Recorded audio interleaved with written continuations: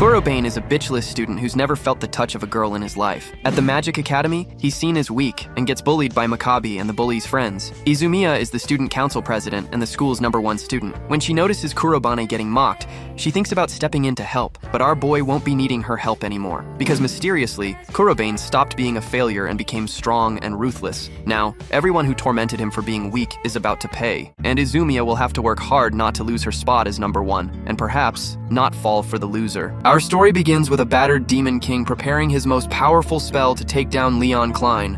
Staring at his opponent in sheer terror, the monster bursts out laughing, screaming that this is the end, and fires a massive fireball straight at Leon, but Leon just stands there, calmly watching it approach. Leon casts an ice spell to deflect the attack and finish him off once and for all. As humanity's last hope, it's his duty to free the world from the tyranny of the demon king, Belfar. Even while blocking the attack, Leon spots a weakness to counter. Taking advantage of the disoriented demon king, who has completely lost track of him, the mage stomps his foot and conjures a wall of sharp ice spikes right beneath the fireball. Too focused on attacking, Belfar fails to track Leon's movements and leaves his defenses wide open. The demon king is impaled by dozens of icy spears, giving his executioner one last glare before he dies. Belfar screams in rage that this isn't over before dissolving completely. Leon can barely believe he actually won, but he breathes a sigh of relief, knowing the threat is finally gone. With Demon King Belfar defeated by Leon's hands, peace returns to the world. A few days later, at the Tenuri orphanage where the mage grew up, a carriage is packed and ready for his departure. Leon's destination is the royal castle. While he's talking to the driver,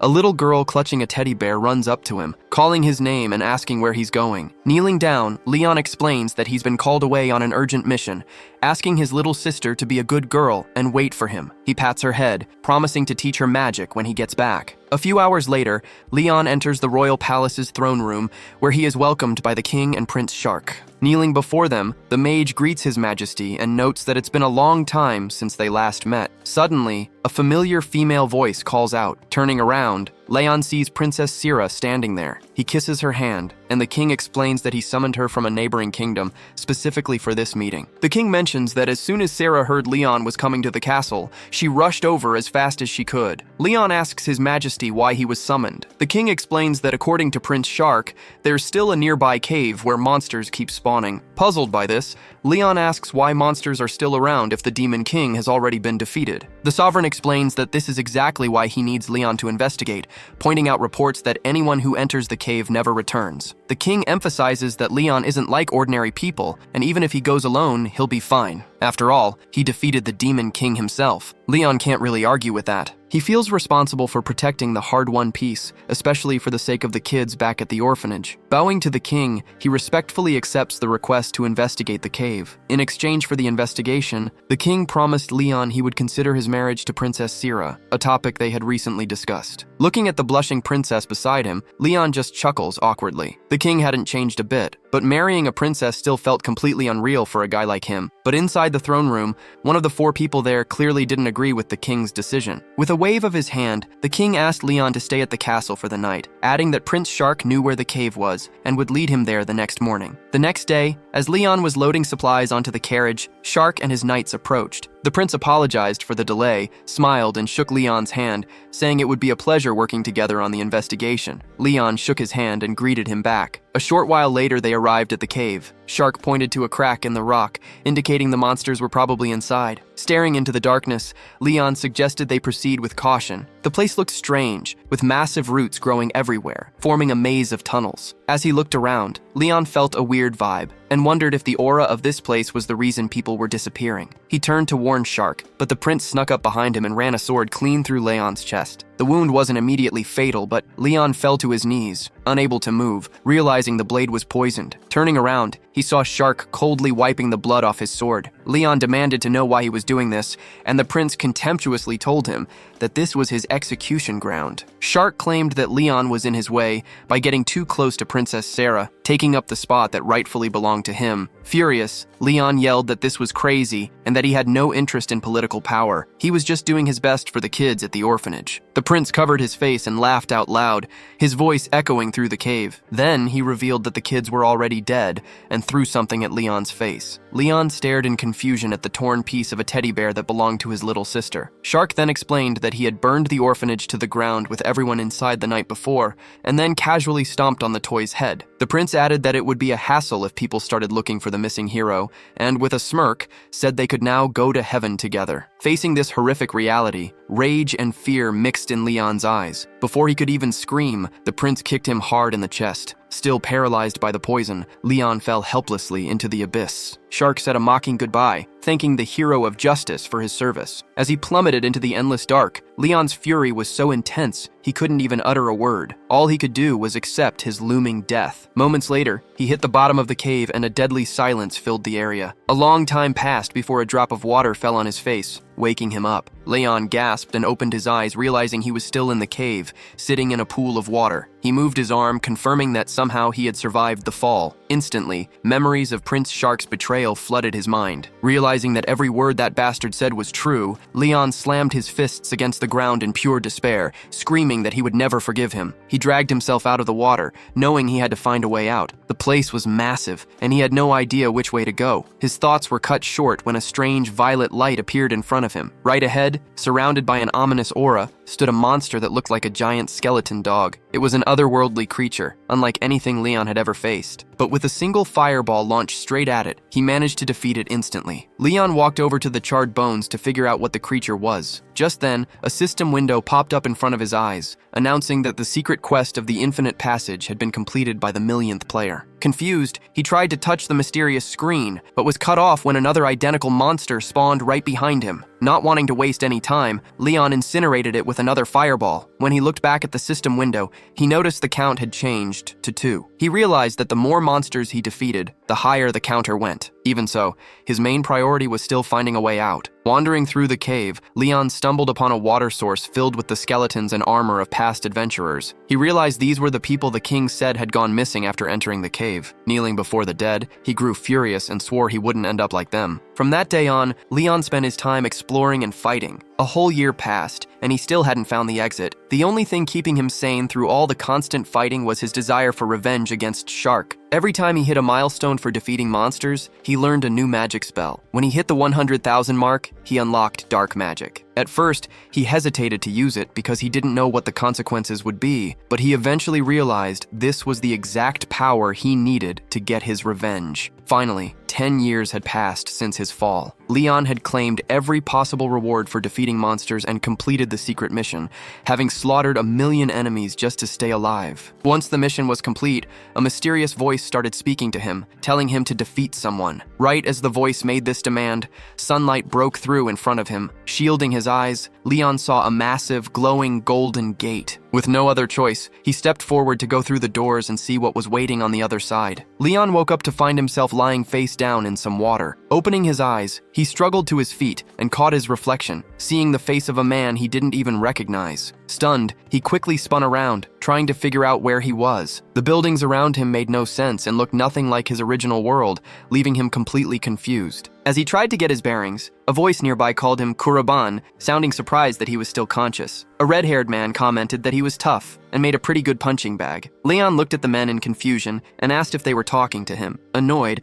a big burly guy told him to shut up and stop talking crazy. The brute walked over, grabbed Leon by the head, and started drowning him, while the redhead told him to wake up for real. With no idea what they wanted, Leon decided to defend himself. He spread his arms and activated his water magic, casting a spell called Flood Scourge. Massive pillars of water shot up from the fountain, blasting the big guy several yards away. The redhead was also knocked off his feet, rolling across the ground. When the brute got back up, he saw Leon standing tall and confident, a far cry from the kid who used to just take their beatings. The lackeys asked if he was okay, while Makabe, still on the ground, stared at Leon in disbelief. Grumbling in frustration, the brute decided it was best not to mess with him anymore and ordered his men to pull back. Leon just watched the strangers run off, trying to make sense of the situation. Just then, a mysterious voice floated toward him, gloomily pointing out that he had unleashed a ton of power, even with his magic suppressed. The violet flame noted it expected nothing less from Leon. Realizing the young man would have a lot of questions, the flame suddenly shot upward and suggested suggested they talk somewhere else. Leon followed, trying to get it to stop. The flame finally stopped, saying everything would be fine now that they had made it here. The flying object flared with a light so bright that Leon had to cover his eyes. When the light faded, he saw a tiny blue-haired girl dressed like a mage, who ran over and threw herself into his arms. Thrilled, she said it was an honor to meet him, but Leon quickly grabbed her by the shoulders and pushed her back. Leon asked who she was and if she could explain what was going on. The girl apologized and introduced herself as Luna, a messenger of the goddess. Confused,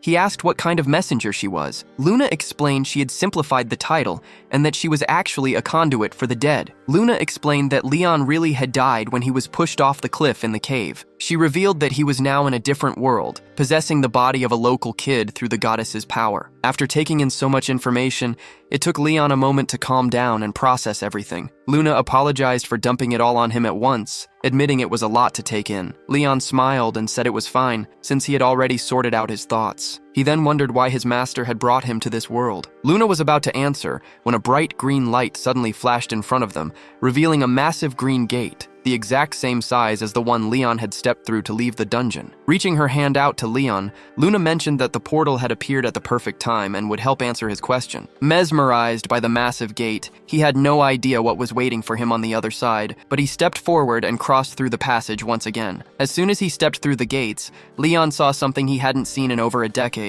Standing right in front of him was the exact same creature he had fought before he even became a hero back on his home planet. There was no mistake about it. The monster rushing toward him was Gransauros, an ancient servant of the demon king Belfar. Gransauros was an unstoppable enemy, protected by an incredibly powerful magic barrier. 10 years ago, it took Leon over 3 days to defeat the beast in his original world. Now he had no choice but to face it all over again. Before the fight could even start, Luna told Leon to use his new magic, promising it would make this an easy win. Instantly catching on, he activated his dark magic attribute. At that exact moment, Gransauros lunged forward, ready to crush him in its massive jaws. But as Leon let the dark mana flow through his veins, an intimidating aura flared up around him, reaching all the way to the monster. He cast Blessing Rupture, and in a matter of seconds, the enemy's supposedly unbreakable barrier completely shattered. Leon could have never dreamed of having this kind of power in the past. Having lost its impenetrable defense, the monster tried to run away as fast as it could, but it didn't get far. It turned out stripping away blessings wasn't the only thing dark magic could do. With a single movement,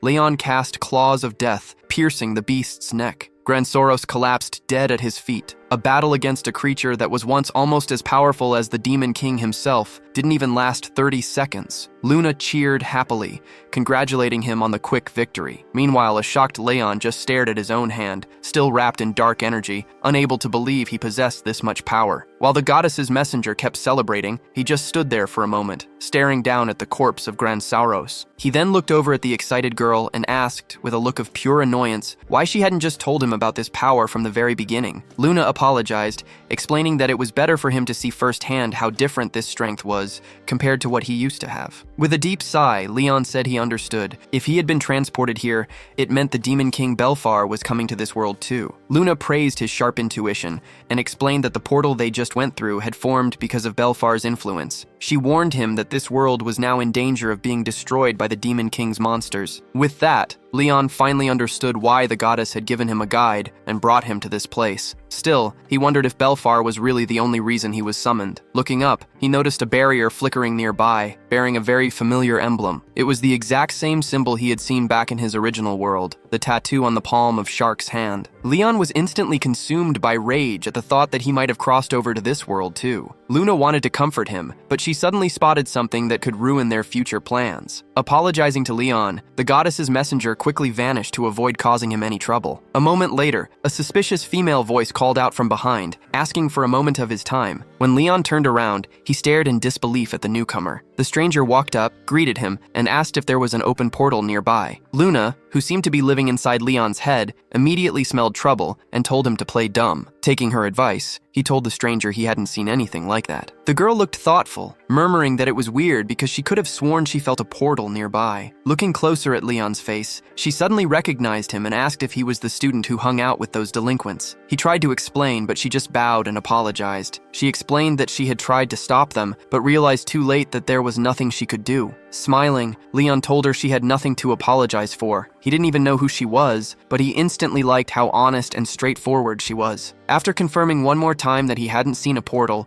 the girl said goodbye, mentioning she had to get back to the dorms. Once she was out of earshot, Luna popped up and praised the girl, saying it was amazing she could actually sense the portal. Luna added that Leon had just found the flag for that group, meaning their paths would definitely cross again soon. While the messenger rambled on excitedly, Leon just stared at her, completely lost. A little later, back at the student dorms, Leon reached his room only to find a bunch of sticky notes with insults plastered all over his door. He let out a heavy sigh as he stared at the hate mail, while other students watching from the hallway started whispering and laughing at him. Grabbing the doorknob, Leon immediately realized what kind of situation he was in, thinking to himself that the girl he met earlier must have been a rare exception. As soon as they were alone in his room, Luna took the form of a petite girl and started venting, asking what was wrong with those people and why they wrote such nasty things. Meanwhile, as Leon looked around his new room, he realized that Kurobane, the original owner of this body, must have had a really rough time. Sitting on his bed, he wondered what was up with this world's school. He questioned why their crest looked exactly like the symbol on Shark's hand, and if the prince had also ended up in this world along with the Demon King. Unfortunately, Luna didn't have any answers. She didn't know much about this place and only showed up from time to time to guide him, having never seen the prince around. Thanking the messenger, Leon said he really wanted to get to the bottom of all this, but first, he needed to figure out how the academy worked. Even if he had to put the search for Shark on hold for now, he would never forget what his rival did to him. The next day, Leon decided it was time for a makeover and got a new haircut. Luna kept cheering him on and loved the new look, saying it made him look way more intimidating. As he put on his jacket, Leon realized that for the time being, he had to act exactly like the original Kurobane, even mimicking the way he talked. He grabbed his bag, left the dorms, and headed to school. Leon had to study hard to learn about this world, since he knew next to nothing about it. A few years ago, mysterious spaces called gates started appearing, and alongside them, people who could use magic. Dangerous monsters flooded out of these gates, and the warriors who defeated them could harvest valuable resources from inside. The number of hunters wanting in on this job grew every day, and the Holy Imperial Academy was the institution responsible for training them. While lost in thought, a sudden noise from outside caught Leon's attention. Looking out the window, he saw Mikoto, the student council president. Just by the way she cast her spells, it was obvious she was incredibly skilled at magic. When the bell rang for recess, Leon left the classroom and headed toward the library to do some research, but a very familiar redhead blocked his path. Makabe smirked at Leon, deciding it was time to make him do some chores. The brute grabbed Leon by the shoulder and said he was really craving some bread today. Looking calmly into Makabe's face, Leon suggested that, in that case, he should probably go to the cafeteria and buy some. Makabe didn't expect him to talk back and lost his temper. He yelled, asking why Leon had been acting so cocky since yesterday. Still holding him tightly by the shoulder, the massive guy raised his right hand and began channeling a spell, promising to teach him a lesson right then and there. Izumiya Makoto noticed the commotion and tried to stop the bullies, reminding them that using magic on school grounds was strictly forbidden. But that didn't stop Makabe, who was already about to crush Leon with a stone hammer. Leon quietly whispered the name of his power, Grief, looking at the giant bully with pure contempt. Leon then activated his dark magic, opening a rift in space that completely absorbed the enemy's attack. This dark energy spell was called Sinister Devourer, and Makabe's stone hammer instantly vanished into the void. With a wave of his hand,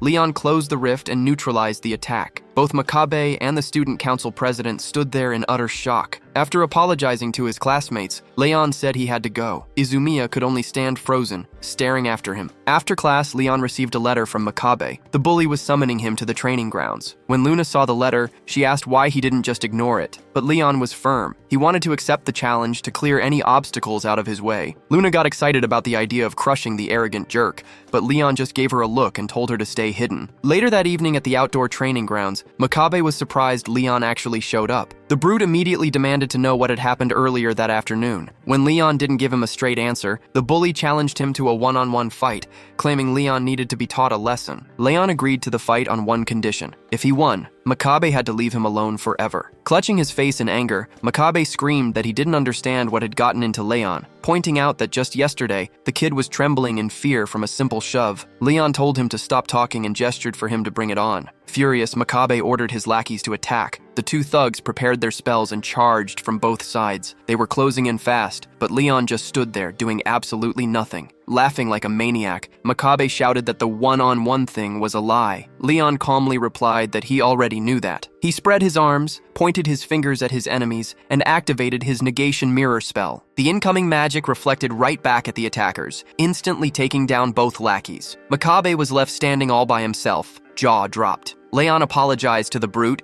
stating he would never be caught off guard again and had no intention of showing mercy to anyone who targeted him like that. He then began channeling dark energy into his hand and walked slowly toward Makabe. Terrified, Makabe couldn't comprehend what was happening, since magic was only supposed to consist of wind, water, fire, and earth. Trembling with fear, he asked Leon how someone who was supposed to be completely useless could wield such power. Leon repeated the word useless with pure disdain, unable to believe his opponent still dared to look down on him in this situation. In a panic, Makabe reached out to cast a fireball, but Leon moved faster than the eye could follow. He grabbed the bully by the neck and blasted him with dark magic. Makabe refused to accept losing to someone he considered a brat, but he ended up collapsing unconscious to the ground. Leon dissipated his dark energy, and Luna approached, noting how useful it was to drain someone's mana with dark magic. Leon agreed, thinking that the guy probably wouldn't bother him again, glad everything was resolved without any major issues. But suddenly, a loud boom echoed through the air and an alarm began to blare, warning students to evacuate. Over the PA system, the student council president announced that a red portal, the highest danger level, had appeared near the training grounds. Students rushed out of the buildings as Izumiya Makoto directed them through the hallways, telling them to avoid combat while evacuating. She planned to start sealing the portal immediately, but a teacher blocked her path. He explained that the principal had banned any action against red portals to prevent the academy from being held responsible if they failed. Izumi argued back, pointing out that a similar portal had caused massive damage to the nearby residents in the past. She insisted that dealing with these exact situations was the whole reason they were at the academy in the first place, which is why she had to seal it. Meanwhile, monsters started pouring out of the rift, cornering the nearest students. One student, lacking the speed or energy to outrun a pack of wild wolves, tried to fight back with a stone arrow. But these red category monsters were way too strong to take any damage from an attack like that. The kid would have been the first victim if Izumi hadn't rushed to his rescue. With precise shots of her ice spears, she skewered all the wolves attacking him. Izumi asked the terrified student if he could run and told him to go find help from the other students further away. Since the area was so close to the city and there were still students around, Izumi decided the only way to prevent any casualties was to defeat the dungeon boss. Watching from a distance, Leon and Luna saw her take on the monsters and head straight into the rift. Looking thoughtful, Leon asked his guide what it took to close the portal, and she replied that they just had to defeat the boss controlling it. Hearing this, Leon suggested they head in right away. Luna warned him that while dark magic was incredibly powerful, it consumed a massive amount of mana, making this move extremely dangerous. Leon wasn't bothered. He explained to the messenger that he wasn't doing this for anyone else, but he still couldn't just ignore a threat like this. He knew from personal experience just how devastating the consequences of doing nothing could be. Luna smiled, calling Leon a truly incredible person. As they reached the entrance, he told her they should hurry, and they both jumped into the portal. Meanwhile, Izumi Yamakoto was fighting for her life against the monsters inside the fire caves. As expected from red category beasts, the fight was brutal. Just as she was reaching her limit, a flame serpent reared up behind her. Izumi realized she wouldn't have time to dodge. But right at that moment, dark magic surged, and death claws pierced right through the massive creature. Stunned by the dark energy of the defeated monster, she tried to process what had just happened. It took her a moment to realize who her savior was. Peering into the darkness of the cave, she recognized her classmate, Leon Kurabane, a guy who used to just run errands for bullies, now standing inside a red category portal after saving her life. Approaching him,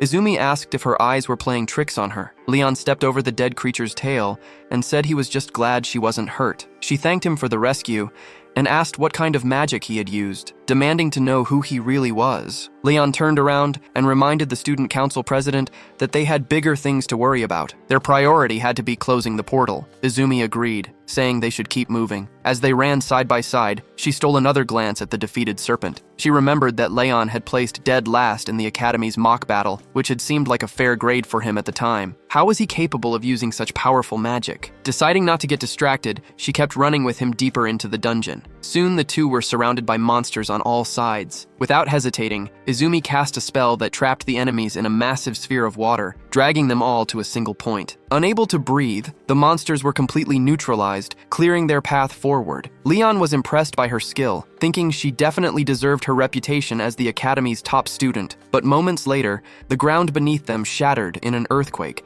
and a massive, one-eyed stone golem rose from the rocks. The creature lunged at Leon, but he dodged the attack effortlessly. Leaping backward, he reached out his hand and activated his dark magic, casting Blind Blade. A second later, the stone giant crumbled to pieces. Izumiya noticed that Leon had aimed right for the monster's weak spot, its eye, taking it down in a single hit. It wasn't just because of his unique magic. His speed and precision were insane, like a veteran warrior who'd been fighting for decades. Moments later, the two of them reached the chamber where the final boss was waiting. Kurobane asked Izumiya if she was ready. Once she nodded, they stepped through the entrance to the boss room. Standing before them was the dreaded lava dragon. Even textbooks classified this creature as an extremely dangerous monster. Staring at the sheer size of the beast, Izumiya froze. Kurobane snapped her back to reality, warning her to stay on her guard. He explained that the lava dragon would constantly breathe fire and use its tail for long-range sweeps. Right on cue, the monster started preparing its first attack. Opening its massive maw,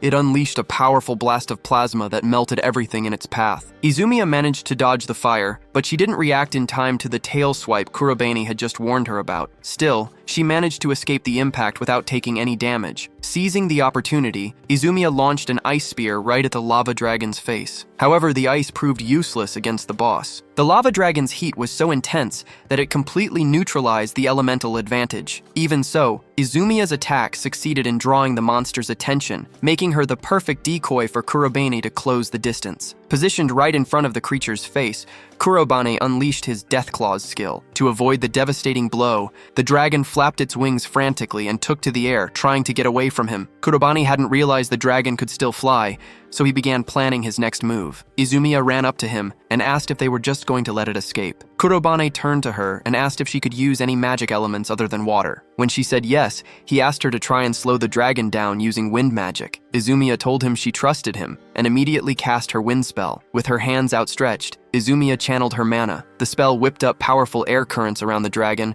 drastically cutting its flight speed. The beast roared as its movements were restricted. Just then, a system notification alerted Kurobane that the enemy's movements had been halted. Stepping forward, he activated his dark magic and cast Abyss Ruler. Instantly, the lava dragon's body was swarmed by hundreds of shadow butterflies. Kurobane waited for the perfect moment and snapped his fingers. The butterflies clinging to the monster glowed intensely as the dragon, still trapped by the wind currents, let out a massive roar. The next second, a deafening explosion went off. Izumiya covered her eyes from the blinding light. When the smoke cleared, the two students saw the lava dragon lying defeated on the ground. Kurobane's assistant goddess started praising him for the fight. Smiling, Izumiya mentioned she had a lot of questions, but admitted it was an incredible battle. Kurobane fist-bumped her and said they only won because of her help. Shortly after, the portal vanished and they were back in the real world. Looking around, Kurobane noted that the mission was accomplished, and the damage to the area seemed minimal. Their conversation was cut short by a man's voice calling out to Izumiya.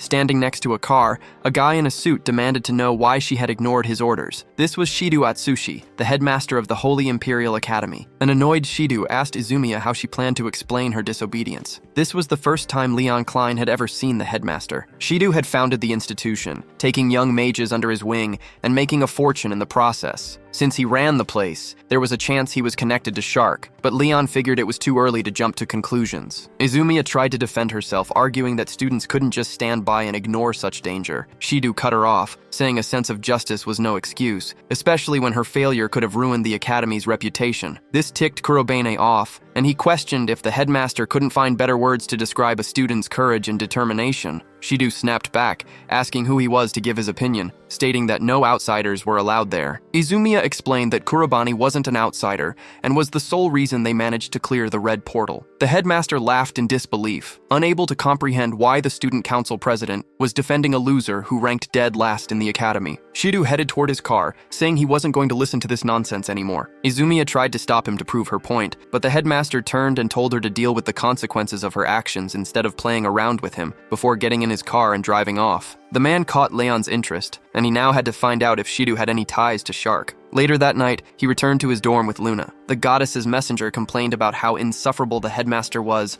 noting that everyone at the academy seemed to treat Kurobane like garbage. While Luna rambled, she noticed Leon looking through the diary of Kurobane, the student whose body he had taken over after losing consciousness. From the notes, it was obvious the boy had been suffering from severe nervous exhaustion. Leon read a few passages aloud, closed the notebook, walked to the window, and looked up at the moon. That night, he promised himself he would prove everyone wrong. Meanwhile, in his office, Shido Atsushi smoked a cigar while looking over some documents. To him, Kurobane's record proved he was a total loser, and it irritated the headmaster that a worthless bug dared to talk back to him, probably not realizing he'd be expelled very soon anyway. In the shower, Izumiya was reflecting on the day's events. She couldn't understand how someone with such incredible skills could have the lowest rank. There had to be a mistake, because there was no way Kurobane could have gained such unmatched power in so little time. The next day, in the academy's main building, a guy blocked Kurobane's path and asked for a moment of his time. This was Naruse Shuya, the student council vice president. Naruse said he heard rumors that Kurobane came out of the portal yesterday with the president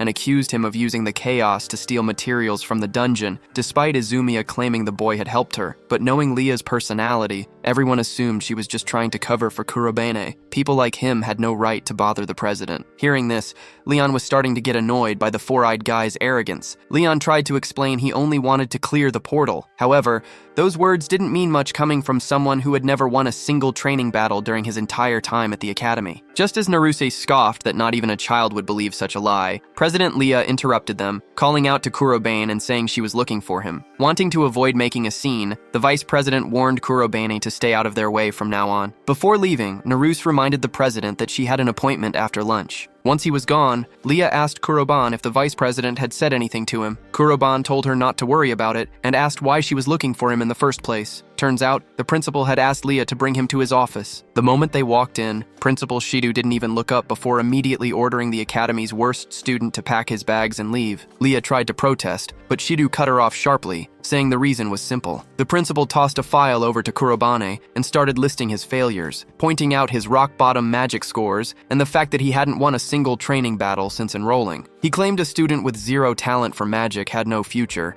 and that expelling him was actually an act of mercy. Hearing the principal's accusations, Kurobane reached down and picked up the file. If staying at the academy was the goal, he suggested a simple solution. He would just have to prove his strength. Since a series of training battles was scheduled for that month, Kurobane proposed a deal. If he won every single match, his expulsion would be cancelled. Shido was furious at first, but as he glanced at the paperwork on his desk, he suddenly calmed down. One of the matches was scheduled for the 31st, and Kurobane's opponent was none other than Naruse. Pretending to show mercy, the principal accepted the reckless proposal, completely confident that there was no way Kurobane could ever defeat the vice president. But for Leon, this deal was the perfect first step to clear Kurobane's name and start his hunt for the man named Shark. Later that night back at the dorms, Leon pulled out a sheet of paper and showed it to Luna. The two of them stared thoughtfully at the document. When they had left the principal's office earlier, Leah had tried to convince him to back down. She argued it wasn't fair for him to be expelled just for having bad grades. She knew Kurobane's real skills were unquestionable,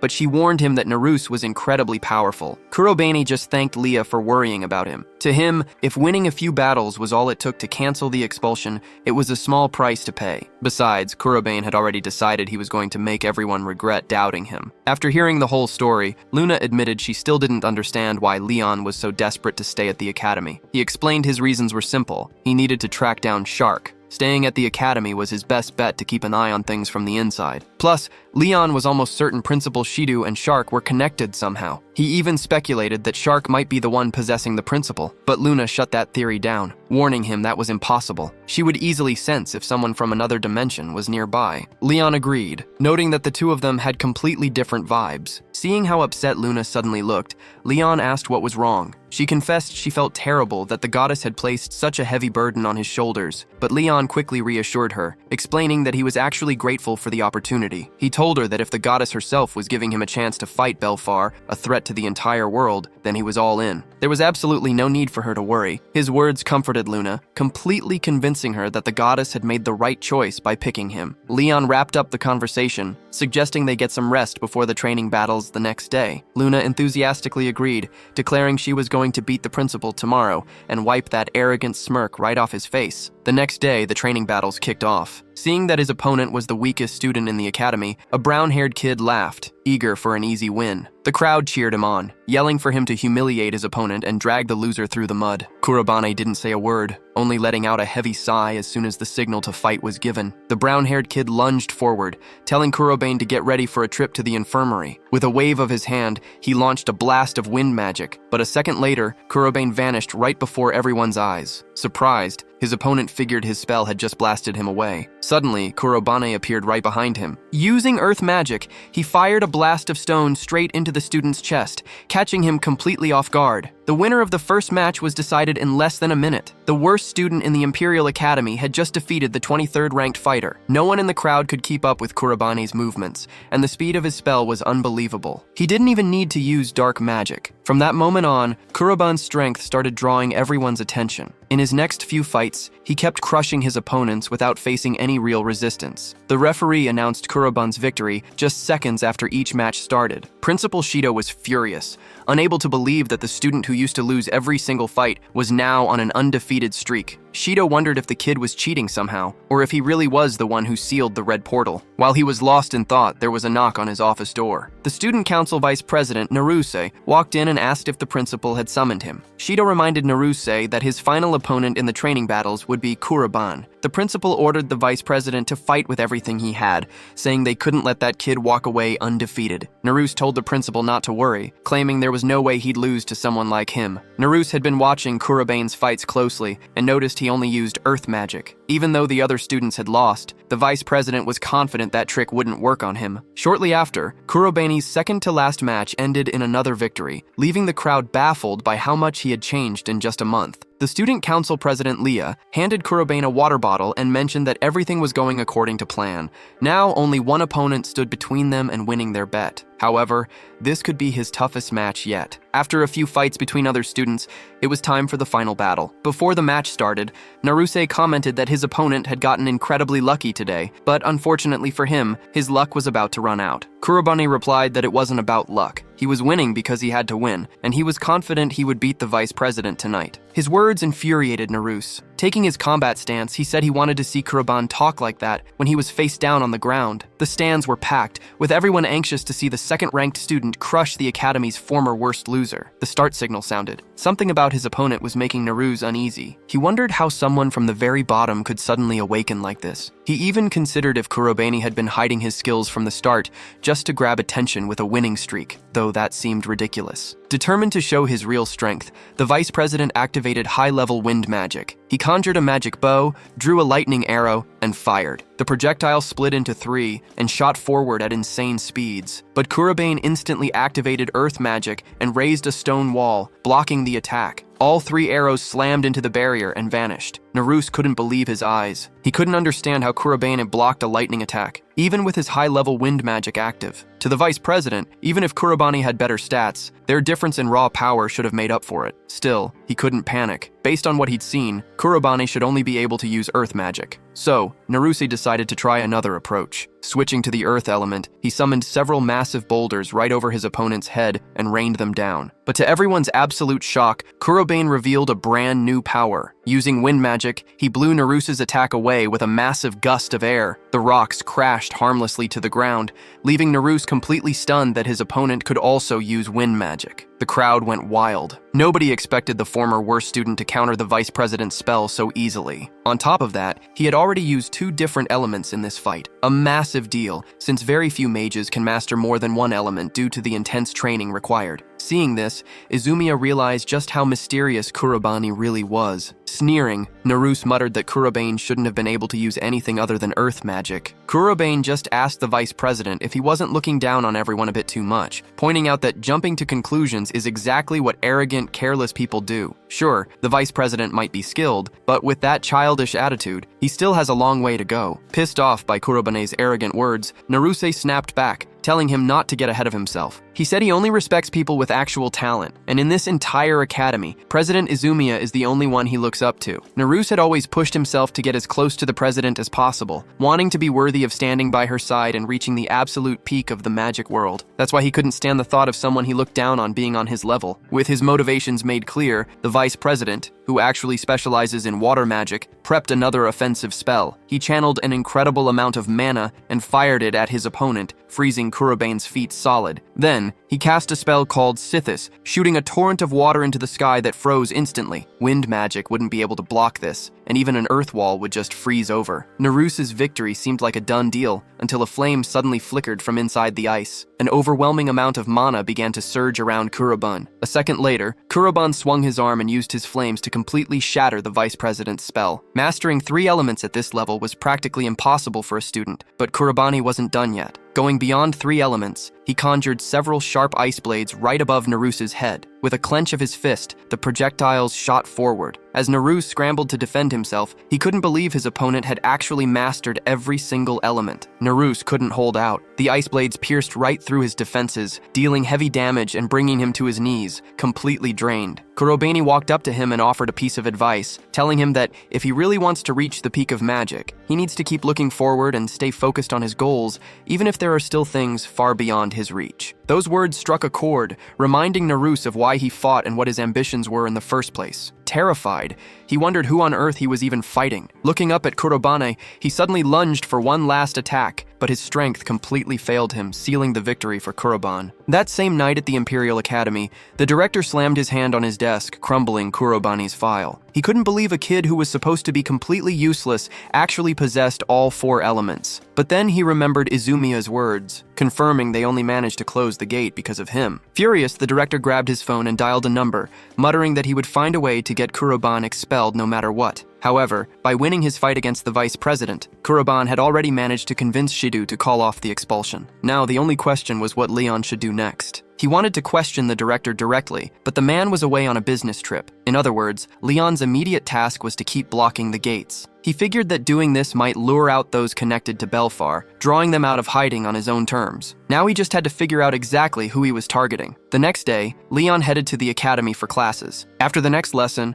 a strange man walked into the classroom, instantly catching Leon's attention. Writing his name on the board, Hashiba Kisuke announced he was taking over the class, explaining that while it was sudden, it came directly from the higher-ups. The new teacher was incredibly handsome, immediately catching the attention of all the girls, who started whispering about his looks. Leon, however, sensed something was off and tensed up. At lunchtime, students were still gossiping about the recent training battles. Some were convinced the fights were rigged, since nobody could believe the worst student in school had so easily defeated the second highest ranked fighter. Meanwhile, President Izumiya approached Leon, who was eating alone, and asked if she could join him. Sitting down in the empty seat, Izumiya told Leon he did an amazing job during the training battle, calling it a spectacular fight. She also wanted to thank him for what he did for Naruzi. While Naruzi was definitely frustrated after the match, Leon's words had actually gotten through to him. Izumiya also admitted she still couldn't forgive the director, calling his suspicion completely irrational. When Leon asked if Ishido Atsuki had always been this way, she revealed that the director was a former seeker, and there were recent rumors about him having some shady connections. This immediately caught Leon's attention. Their conversation was cut short when the TV in the cafeteria began broadcasting the news. The report stated that recent incidents near the Imperial Academy showed gates were appearing much more frequently. Although they had all been closed quickly so far, people needed to stay alert. The news anchor warned non-magic users to stay far away from the gates under any circumstances. Watching the broadcast, Leon remembered what Luna had told him recently. If he went beyond the gate he came from, this world could end up destroyed by monsters. There was no way he'd let Belfar have his way. Leon was just about to look into something related to this and decided to ask Izumiya for some information. A little later, after dark, Leon and the goddess's messenger were standing on a deserted city street. He had decided to go on patrol to see if another gate would open. Lately, Leon had been secretly closing every single gate that popped up in the area the moment they appeared. The fact that he was doing all this behind the scenes completely charmed Luna. As she was praising him, another gate suddenly ripped open right in front of them. It was up to Leon to clear this green category gate, and he immediately stepped inside the dungeon. This time, the dungeon turned out to be a massive, dense forest. Since visibility was terrible, Luna warned Leon to be careful as they moved forward. Leon headed in, taking down the monsters one by one. Eventually, he reached the deepest part of the dungeon. To their surprise, there was nothing there. Or at least, that's what Luna thought at first. While she was distracted, a monster lunged from behind and grabbed her by the shoulders, dragging her away. The creature opened its jaws to devour her, but the messenger started thrashing around, screaming that she wasn't food. Seeing this, Leon told Luna to hang on and raised his hand to cast a dark magic spell. A second later, shadow needles pierced the winged monster's wings. Before the creature could even react, lethal claws erupted from beneath its feet. Leon finished it off by impaling it with sharp spikes of dark magic. The monster crashed to the ground, dead, releasing the girl. Relieved that she hadn't been abandoned, Luna ran straight into Leon's arms. She was amazed by how fast he could cast spells. Leon explained that since ambushes were incredibly common in the depths of hell, he could now react to them almost instinctively. After clearing the dungeon, the two of them headed out and sealed the portal. They were lucky to wrap things up before the place could damage the surrounding area. As they were talking about their adventures, a barrage of sharp stones materialized out of nowhere in a surprise attack. Leon leaped out of the way and looked up to see who had cast the spell. That's when he spotted a mysterious silhouette on top of a nearby building. The masked man was surprised Leon had detected him and realized this hunt was going to be fun, since his target actually had some skill. Leon told Luna to go hide immediately. As soon as she was out of sight, he demanded to know who the masked man was and why he was hunting him. The assassin had no intention of answering and launched a barrage of fireballs instead. Leon dodged the attack, which impressed the assassin. The killer could summon fireballs at incredible speed and was sure Leon wouldn't be able to escape from such a bad position. However, Leon activated his dark magic. A dark rift opened up in the path of the projectiles, absorbing all of them effortlessly. The assassin had never seen that kind of magic before, but he was still determined to capture his target. But before he could make a move, deadly claws suddenly formed beneath his feet. The man managed to jump aside, but he didn't escape unscathed. Realizing his intel on Leon's powers was completely wrong, he decided to retreat immediately. Luna came out of hiding and asked Leon if he was okay. After telling her he was fine, Leon stood there for a moment, trying to make sense of what just happened. Back at the dorms, the two started guessing who could have hired the assassin. It was still too early to tell, but at least Leon would now be able to track the assassin's movements, who likely had a connection to someone at the academy. Next time, Leon planned to capture him himself and drag every piece of information out of him. The next day, Leon was back in class, but he couldn't stop thinking about their new teacher. Once class let out, that very teacher, Hashiba Kisuke, walked up to him. Kisuke brought up the rumors about Leon solo clearing a red gate. Leon just shrugged it off, saying the academy director didn't believe it actually happened. But Kisuke smiled and said he believed him. Kisuke mentioned he'd watched Leon fight in the training battle the other day. He placed a hand on Leon's shoulder, saying he was excited to see how the boy would prove himself in the future, before walking away with a smirk. The following day, Leon headed back to the gate. Nearby, the masked assassin was watching him, burning for revenge after getting injured the day before. He admitted he'd let his guard down last time, but he wasn't going to make the same mistake twice. Plus, now that he had a powerful artifact with him, he was sure he wouldn't lose. A few minutes later, Leon stepped out of the gate. The assassin was shocked that a mere student could clear a green gate so fast, but decided it didn't matter. He grabbed his communicator and ordered his men to move in. Instantly, several hooded men surrounded Leon, aiming all their power right at him. A massive explosion of mana ripped through the street. Watching from the top of a building, the assassin laughed, thinking the job was done. He radioed his men to check the body just to be sure. But a second later, panicked screams echoed through the communicator. Rushing to the edge of the roof, the assassin looked down to see his men scattered on the ground. He couldn't believe anyone could survive an explosion that massive. Still, he took comfort in thinking Leon had no idea where his rooftop perch was. But right then, Leon's voice echoed from directly behind him. Terrified, the assassin spun around and demanded to know how Leon had found him. Leon explained that his partner, Luna, had scanned for anything suspicious the moment they left the gate. Then, with a quick flick of his hand, Leon activated his wind magic. A sharp gust ripped the mask off the stranger, revealing his true identity. It was Professor Hashiba Kisuke. Leon had already figured it out. When Kisuke asked how, Leon pointed out that the professor had used different hands to hold the chalk during his lectures today compared to the day before. He figured Kisuke was forced to switch because of the injury his right arm took during their first fight. On top of that, Leon had dug into Kisuke's past and found out he was a former hunter who specialized in the exact homing fire magic used the previous day. Leon demanded to know why he was being targeted. Kisuke burst into a loud laugh, praising Leon for putting the pieces together. But he warned Leon that he was still just a student. He unleashed a massive firestorm, cornering Leon with absolutely no way out. Kisuke boasted that he had slaughtered thousands of monsters with that very magic, and told Leon he'd die the same way before launching the flames right at him, but Leon didn't even flinch. He casually remarked that there was nothing about magic he didn't know, brushed off the attack, and decided to show the professor how fire magic is actually used. Leon unleashed a spell called Crimson Flame. Watching the fire rush toward him,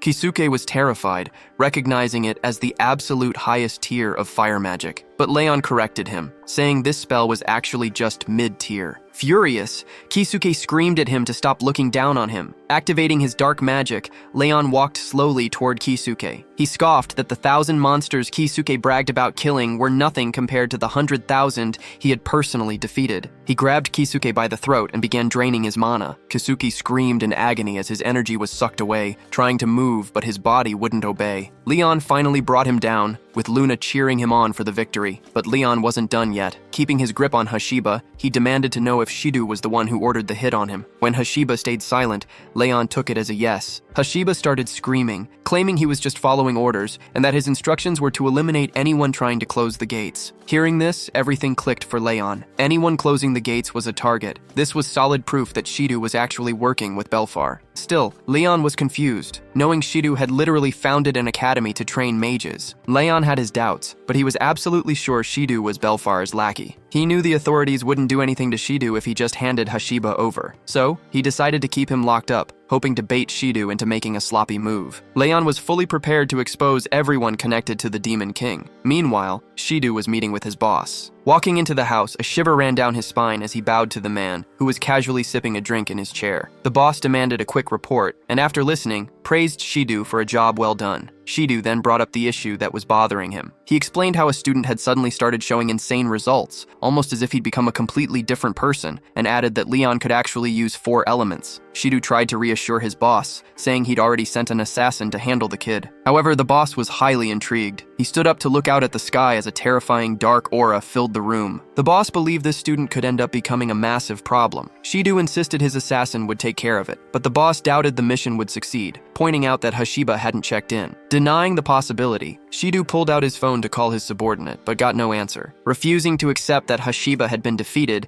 he wondered how Leon could have possibly won that fight. Shidu's boss decided their only option left was to use the students as bait. He opened a chest on his desk, took out a ring, and handed it to Shidu, telling him he was cleared to start the next phase of the experiment. Shidu was thrilled. They were finally moving on to the next stage, which was the real reason they were gathering mages in the first place. The boss muttered that things were about to get a lot more interesting, and to spice things up, he decided he'd launch the Black Gate the very next day. After that meeting, Shidu called Leon into his office and apologized for how he'd treated him before. He told Leon not to mind his sudden change of heart, claiming he had put his personal feelings aside. Shidu then brought up the recent spike in gate appearances and asked Leon to team up with Makoto to close them. Leon pointed out that this meant they'd be patrolling the areas where the gates had been popping up lately. He accepted the task, and Shidu said he was counting on him to do a good job. The two shook hands, but Leon knew the guy was up to something and decided to play along until he figured out his game. As they shook hands, a dark aura flared up, but Leon didn't notice it. Leaving the office, Leon called Makoto up to the roof to fill her in,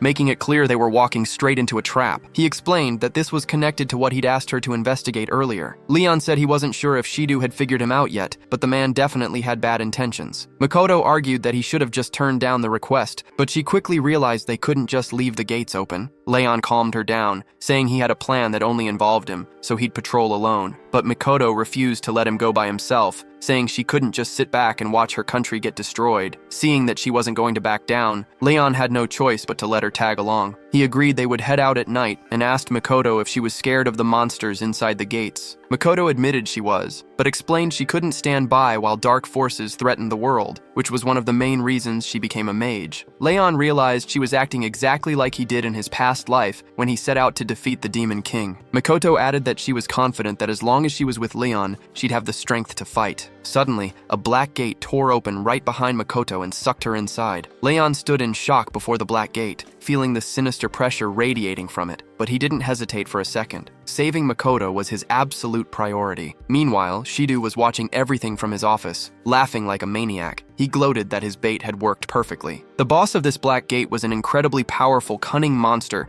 that fed on mages with high mana, and Shidu was thrilled to see how Leon would try to beat it. Just as Leon was about to jump into the portal, Luna stopped him, pointing out how extremely dangerous the gate felt. Luna was deeply worried about the evil waiting for them inside. Leon understood her concern. Since the gate had appeared right where they were patrolling, he was convinced this was Shidu's doing. He wondered if his rival's plan was to trap both him and Makoto inside. Before he could think further, monsters began pouring out of the portal. Leon wanted to go in, but he couldn't just ignore the creatures spawning in front of him. Suddenly, magic arrows flew out of nowhere, taking the monsters down. Leon looked around and saw Naruzi. Naruzi demanded to know what was going on, and Leon quickly explained that Makoto was trapped inside the black gate. Naruzi was shocked. As more monsters surged forward, Leon said they needed to fight, but Naruzi told him to go inside the portal while he handled the beasts on the outside. Leon thanked him and rushed in. Naruzi admitted to himself that Leon was their best shot at rescuing Makoto, and began firing his magic arrows at the beasts. As soon as Leon entered the gate, he ran straight into a lava dragon, a boss-level monster. Without missing a beat, he activated his dark energy, conjured a blade, and sliced the creature down in a single strike. More dragons appeared right after, and he began wiping them out with his magic, all while Shido watched the screen from his office. A bit later, Leon reached the deepest part of the gate. Luna noticed he looked exhausted and asked if he was okay, but he reassured her, saying he had survived much worse battles and this was nothing. Luna agreed, knowing their only goal right now was to rescue Makoto. Meanwhile, Makoto finally woke up and realized she was being held captive by a monster that was actively draining her mana. She worried about the destruction the creature would cause if it reached the outside world, and wondered if Leon had managed to escape, but she quickly realized he wasn't the type to run away from a fight. Inspired by that thought, Makoto refused to give up. She tried to use her fire magic to break free, but she couldn't summon enough power because her mana was being drained. Just then, the monster opened its mouth to devour her, but Leon arrived just in time. When she saw him, she smiled, knowing he would come for her. Meanwhile, Shido contacted his boss to report that the portal had been successfully opened. He was completely confident that this would be the end of Leon, and that his rival would end up as monster food. Luna warned Leon that the tentacles holding Makoto were draining her mana. Leon admitted he had never seen a monster like this before. Not even in his past world did anything like this exist. Facing this unknown threat, he braced himself to attack. The monster lashed out with a tentacle, but Leon managed to dodge, noticing the sheer destruction the impact left on the ground. He realized a direct hit would be fatal, meaning he had to be extremely careful. Leon decided to focus on the main body and used his dark magic to slice through the tentacles. Luna thought the fight was over, but Leon corrected her, saying they were far from done because the main body was still completely intact. Right then, the monster slammed its tentacles into the ground, and one of them erupted right behind Leon. Thanks to Luna's quick warning, Leon managed to dodge just in time, escaping with only a minor cut. Makoto screamed in worry, but he told her he was fine. Leon was struggling to read the creature's movements since he had never fought anything like it before. When another tentacle tried to catch him off guard, Leon sliced it with his dark blade and kept moving forward, rapidly hacking away at the monster's limbs. Luna was really worried because Leon had been fighting non-stop since entering the gate, and she figured he had to be running completely out of mana. To make matters worse, Makoto was slowly dying in the monster's grasp. Luna knew that rushing the main body was incredibly risky, since those tentacles could easily swat him down. But Leon just took a deep breath and charged forward at blinding speed. He activated his dark magic Reaper to pin down the tentacles and reach the main body before the creature could even react. Then, he cast Blind Blade, unleashing multiple energy beams that struck the monster right in the eyes. Facing the beast head-on, Leon unleashed Lord's strength, piercing and completely destroying its body. With the monster defeated, Makoto began to freefall, but Leon caught her just before she hit the ground. She slowly opened her eyes, and when he asked if she was okay, she told him she was just happy he came to save her. Meanwhile, somewhere else, Shido was in absolute shock. A notification had just popped up showing that the Black Gate was gone. Sweating from panic and disbelief, he refused to believe Leon had actually defeated the dungeon boss. Shido reached into his pocket to grab the ring his boss had given him, planning to take his rival down himself. Suddenly, Leon appeared right behind him with a furious look on his face, pissed off that Shido had dragged Makoto into this mess. Shido froze in fear. Leon warned him that he had no intention of sparing someone so evil, explaining that he had placed a spiral-level magic mark on Shido's body, allowing him to teleport directly to his location. Shido was stunned, having never seen magic capable of doing something like that. Leon immediately began the interrogation, asking if Shido was the one behind the Black Gate's summoning. He warned Shido not to lie, pointing out that the equipment right behind him was obviously used to open the gate. Furious, Leon demanded to know why he would do something like this, especially since he was the one who founded the Mage Academy. Shido let out a wicked smirk and revealed that the academy was actually created as a feeding ground for the gate monsters. According to him, the students were raised specifically for that purpose. He then confessed that he did indeed materialize the gate, hoping to use the chaos to rise to power. Leon could tell he was telling the truth, but he was completely disgusted that Shido would try to kill Makoto out of pure selfishness. Leon called him trash, but Shido didn't care, and claimed he was ready to kill Leon right then and there. Shido launched a barrage of fireballs, but Leon easily blocked them with his his dark magic. Shido was shocked to see his magical attack simply vanish the moment it touched his opponent. Leon mocked him, daring him to use his absolute best move. Shido was baffled. Leon looked exhausted,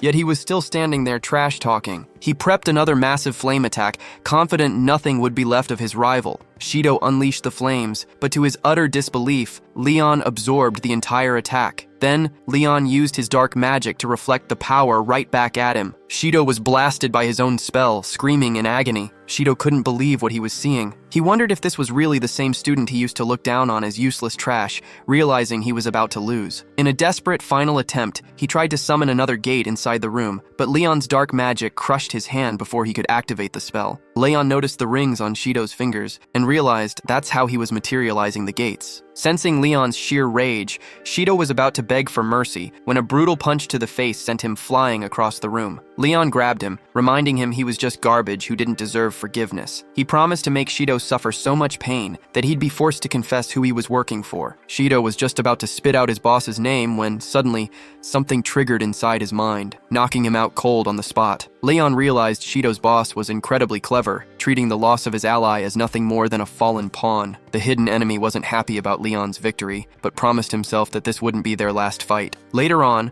Leon told Makoto that Shido had woken up with zero memories, but had already been handed over to the authorities. Even so, Leon was concerned because new gates were still popping up elsewhere, meaning there were other people out there capable of materializing them. He was also certain that Shark was involved somehow. Luna warned him that they couldn't let their guard down, and Leon Klein resolved to find Shark, no matter where he was hiding. That night, Leon woke up from a nightmare, reliving the trauma of his past life and the whole reason he wanted revenge. Opening his eyes, he saw Luna still fast asleep beside him. He knew Shido was locked up, but there was no way he acted alone. Shark had to be close by. A little while later, the school got a brand new principal, and Leon was instantly curious to find out who it was. Makoto mentioned that the new principal actually wanted to meet him. When Leon asked if she'd already spoken with the guy, Makoto confirmed she had, explaining she was only able to get in touch because of her family's connections. The new principal was Janice Coleman, an instructor from an elite mage organization who had treated her well since she was a kid. Hearing Makoto talk about him, Leon quickly realized Janice was highly skilled and famous for clearing tons of gates. Luna was excited to meet him in person,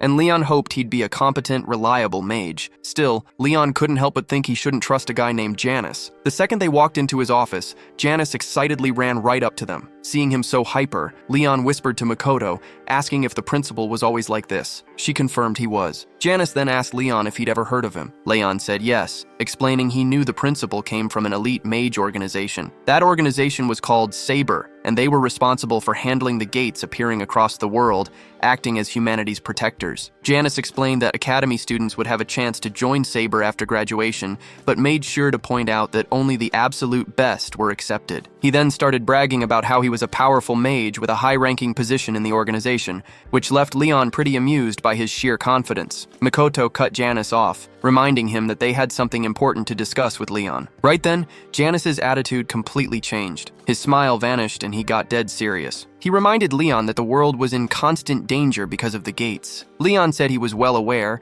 and Janice explained that Saber was currently short-staffed, which was why they didn't have any active agents in the region. Things were under control until the Black Gate showed up. That event caught Saber's attention and was the exact reason Janice was sent there. The organization realized the Black Gate was way more dangerous than Red Gates, posing a massive threat of thousands of casualties if the monsters inside ever broke out.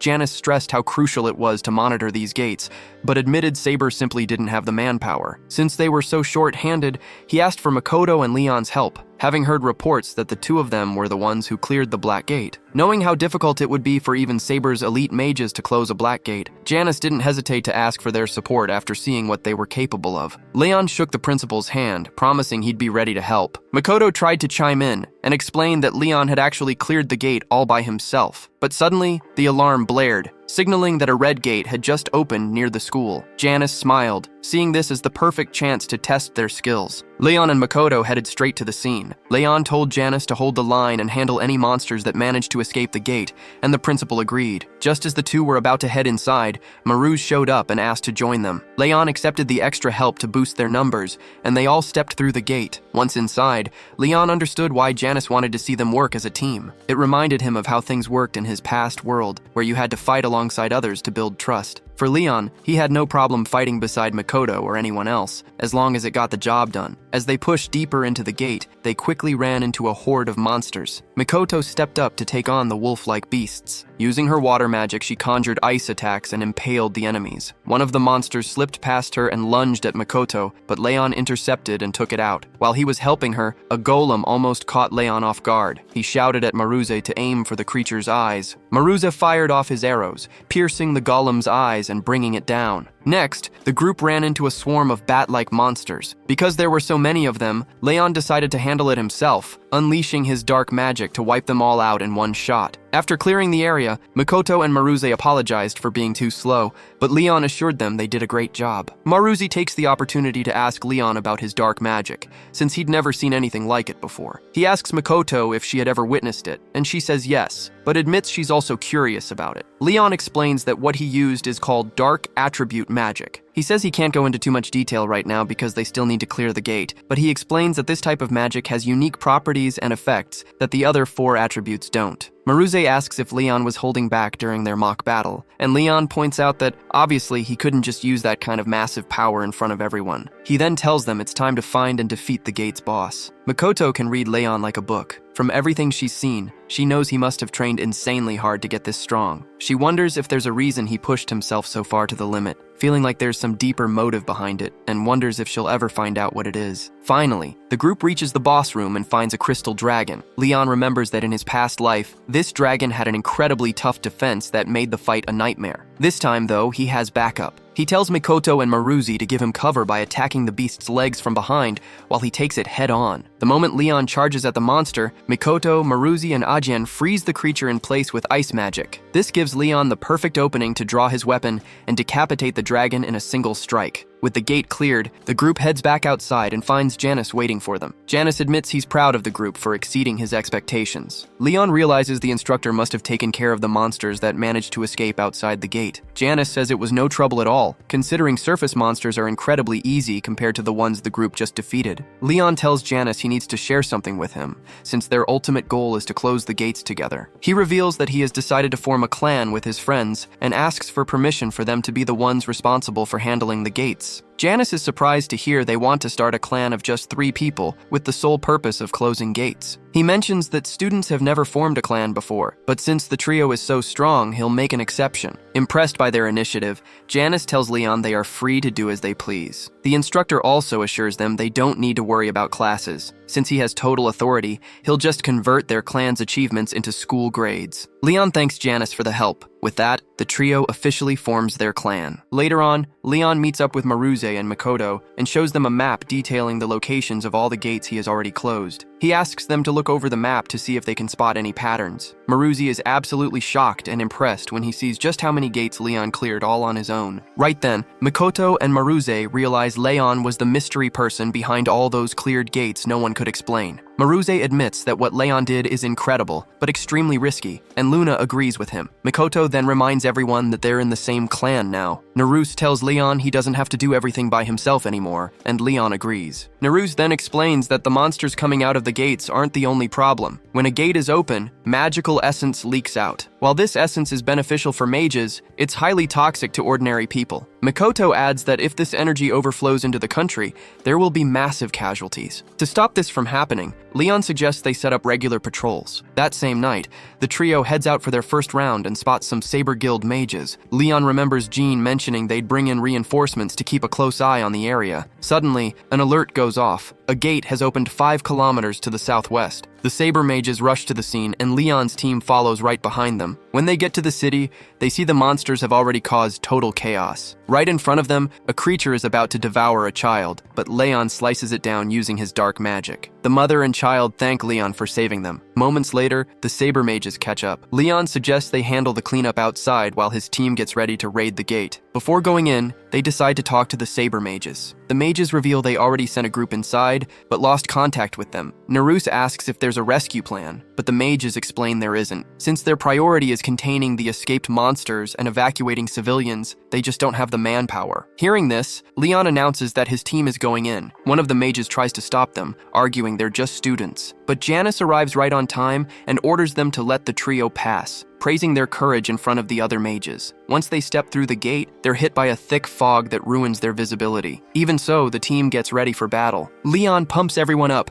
telling them to give it their all since this is their very first mission as a clan. Further in, the group finds several dead monsters, defeated by the mages who entered before them. They follow the trail, hoping to find those mages alive. Leon gets worried because he can sense the gate's boss is powerful, but he stays focused on saving everyone. Makoto is confident, and both she and Naruse want to prove their worth so Leon doesn't have to carry the whole team on his back. Meanwhile, the saber mages are struggling hard against the gate boss. They try fire and water attacks, but the monster blocks all of their magic. 2 party members end up injured while protecting their weakest ally. The monster gets ready to deliver the final blow, but Leon and his team show up just in time. Leon cuts off the creature's tentacles with his magic, saving the mages, who are shocked to see their saviors are just students. Makoto analyzes the monster and realizes it's a slime type, meaning its weakness should be its core. She and Naruse charge in to attack, but the creature tricks them and manages to trap them. Just as the monster is about to kill them, Leon uses his dark magic to free his teammates. Seeing that the creature is even more dangerous than it looks, Leon takes the lead. Powered up by his magic, he slices the monster in half with a single blow. The saber mages cheer in awe, and with the boss defeated, the gate closes and everyone makes it back safely. The saber mages thank Leon and his clan for the help. They admit that without them, the subjugation team would have been wiped out. Leon tells them there's no need to thank him. They just did what had to be done. The leader of the subjugation team takes the chance to apologize for underestimating them, admitting he thought they were just kids. That night, Luna is incredibly proud of the clan's recognition, praising Leon for such a massive achievement. The saber mages were so grateful for the rescue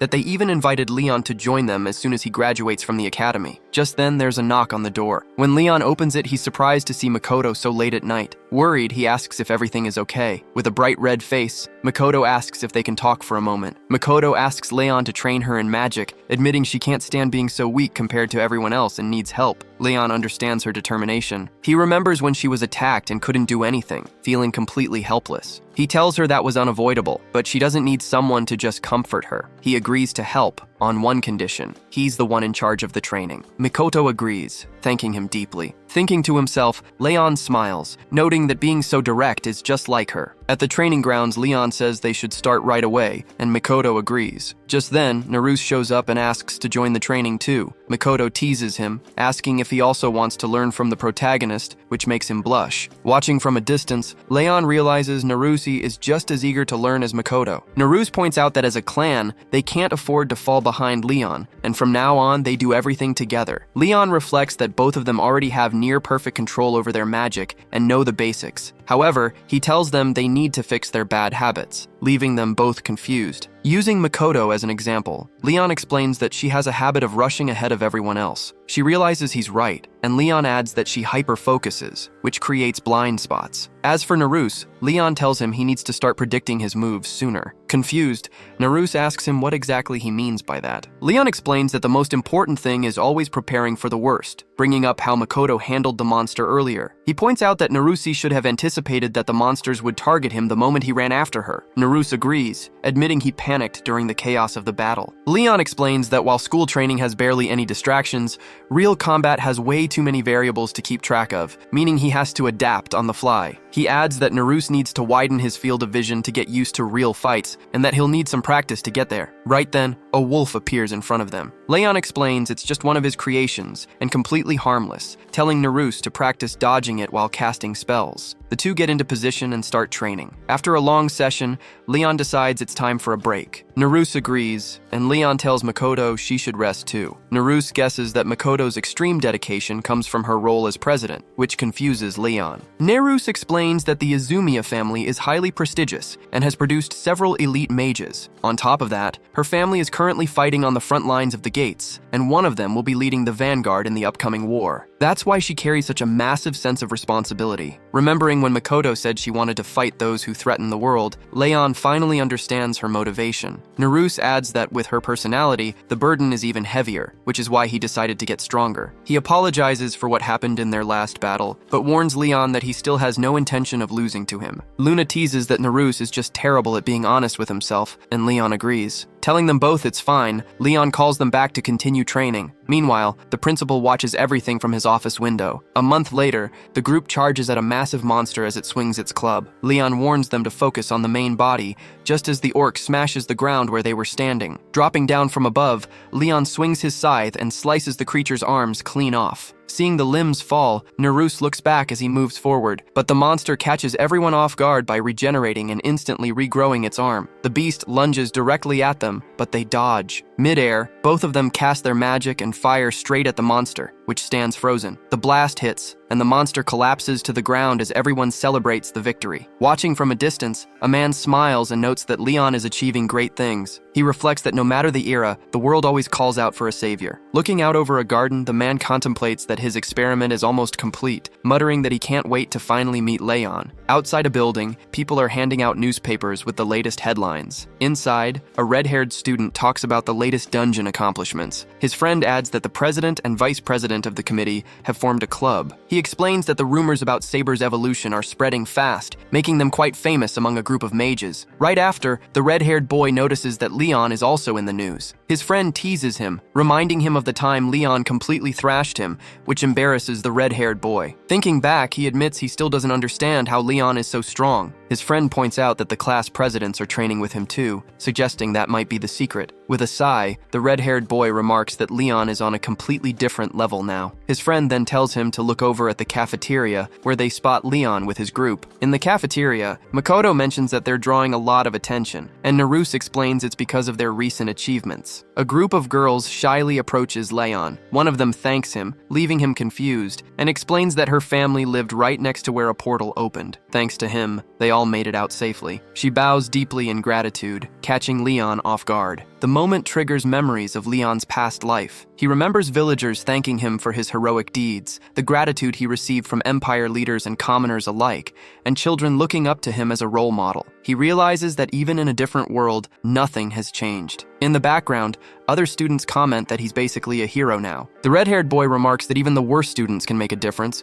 while the school bully watches from a corner and walks away grumbling. Later, the group finally manages to slip away from the crowd. Leon asks the others why the principal called them in, but nobody knows, and Luna is incredibly curious. When they enter the office, the principal welcomes them by praising their incredible work. He turns to Naruse and Mikoto, highlighting how surprising their growth has been. The two reply that it's all thanks to Leon's training. Curious, Mikoto asks the principal what this meeting is about. The principal tells them to just follow him, explaining they're going to pay a quick visit to the Saber branch. Once inside the car, the teenagers ask if they're really going to meet the branch's famous vice leader. The principal confirms it, explaining the man specifically asked to meet them. Leon asks Naruse if he knows the vice leader, and Naruse nods. Naruse describes him, calling him Reiji, a young prodigy considered one of Saber's absolute best. Mikoto adds that he was the first student council president and was completely undefeated in mock battles. She mentions that after joining Saber, Reiji became unstoppable in the dungeons, clearing countless gates. Makoto wonders why someone like him would want to see them, but the principal just tells her to relax, saying she'll find out soon enough. Leon remains lost in thought for the rest of the ride. When they arrive at Saber's 7th branch, the principal leads the group to Reiji's office, where he's waiting for them on the couch. He welcomes them, saying they must be the students from the rumors. He starts listing some of their recent achievements,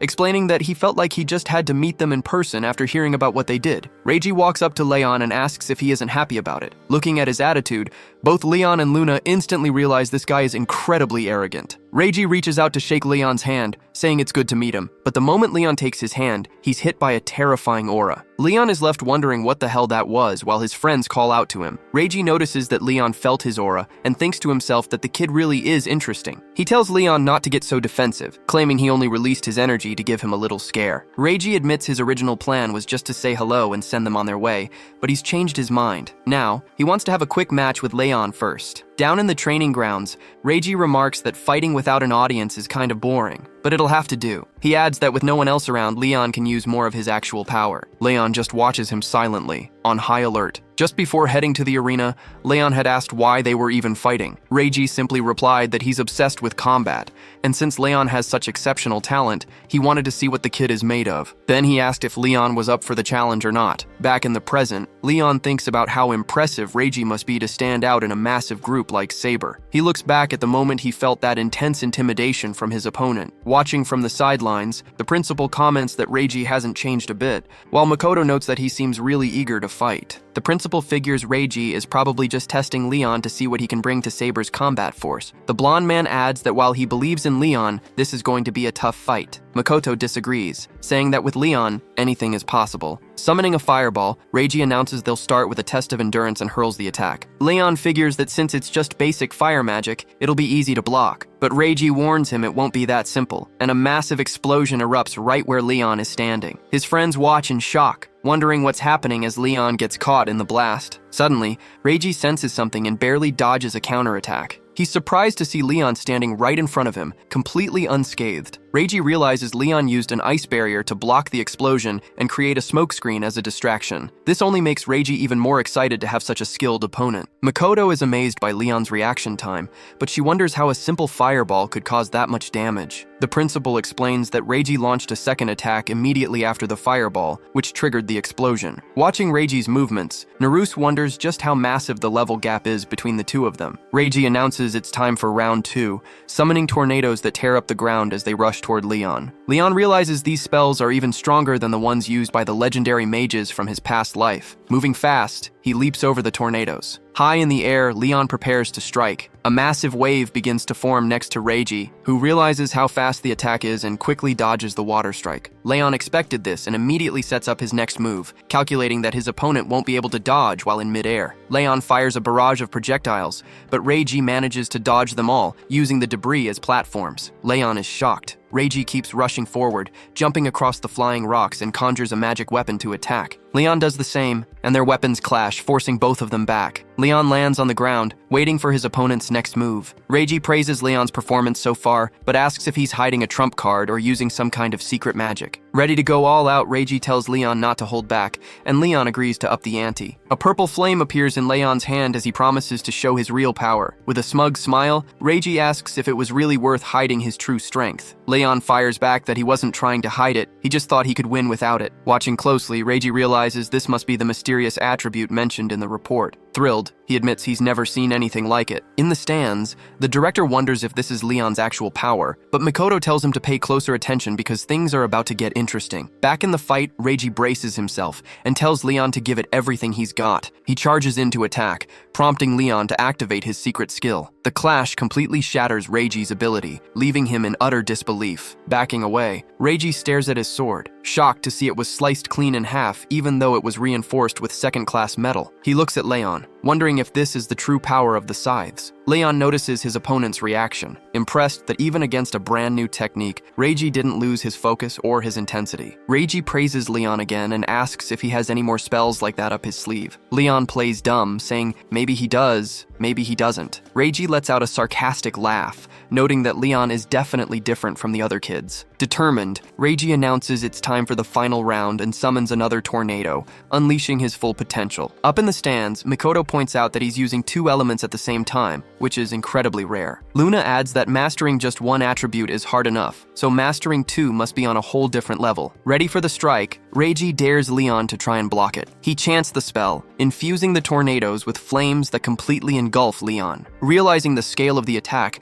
Leon sees it's impossible to deflect or fully read the flames. He drives his scythe into the ground, gathers a massive amount of dark energy in his hands, and fires it directly at Reiji's attack. Leon plunges his hands into the fire and forces the flames apart, clearing a path without taking a single scratch. The crowd is stunned, and Reiji can't believe his eyes, wondering how Leon managed to cancel out a dual-element spell using nothing but dark magic. Reiji realizes it would take insane precision to pull that off, concluding that this level of control is way beyond a normal student. Still, he's thrilled to know a mage like this actually exists. Reiji approaches Leon to end the fight. He admits he's impressed Leon managed to block his dual-element magic, which is no easy feat. Leon asks if the test is over. Reiji says no, but points out the building would collapse if they kept going. He warns Leon not to think he's won, but acknowledges his skills and says they'll settle this in the future. Meanwhile, Luna brags about Leon's overwhelming victory. Reiji offers the young man a job, but Leon just smirks. Makoto walks over and praises Leon's performance. Reiji gets an idea and asks if the three of them have formed a clan. When they confirm they have, he decides to seize the opportunity and give them a job right away. Later, at another location, the group discusses the distribution of gates managed by the Saber group. Leon notes to himself that Saber definitely has access to way more data than he does. Makoto asks if Reiji just wants them to patrol the designated areas,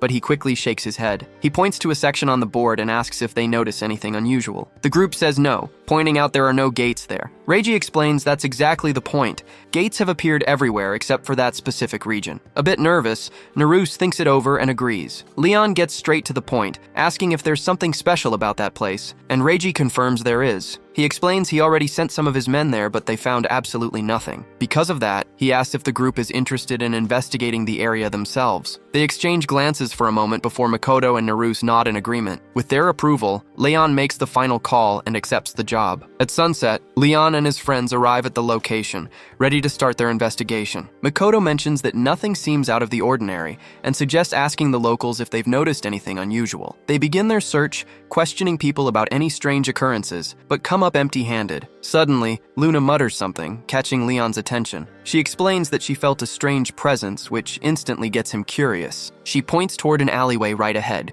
claiming that's where it's coming from. A moment later, as they step into the alley, Makoto and Naruse start grilling Leon about why they're going this way. He just tells them he felt something weird around here, while double-checking the details with Luna. Sensing some kind of supernatural energy, Leon decides it's better to be safe than sorry and use his powers. He activates his dark energy to see if it reveals a path. Sure enough, the group is shocked to find a massive staircase. Luna wonders if this is where the supernatural energy is hiding. Leon turns to the others and asks if they're coming with him, and Makoto replies that they don't really have a choice. They start heading down. On the way, Naruse and Makoto wonder what could possibly be at the bottom. Just then, Leon spots the end of the stairs and is shocked to see a massive field of crimson flowers. Luna asks him what kind of flowers they are, but he has absolutely no clue. Walking a bit further, Leon spots the exact same devices Shido used to control the portals. Confused, Naruse asks if Shido wasn't locked up by Saber, and Mikoto confirms he was. This leaves Leon wondering if someone else could have gotten their hands on that device. Suddenly, an intruder alert blares, triggering the security system. A robot spawns right in front of them, catching everyone off guard. Makoto warns them that whatever this thing is, they're the targets, and tells everyone to get ready to fight. The robot fires a massive energy beam, but the group dodges just in time. The machine gears up for another attack, trying to slash them with its claws, but misses. Leon orders his friends to flank it and focus on its weak spots. Makoto charges up her ice magic while Naruse preps a lightning spell. Leon waits for the perfect opening to unleash his dark magic. They launch a combined attack,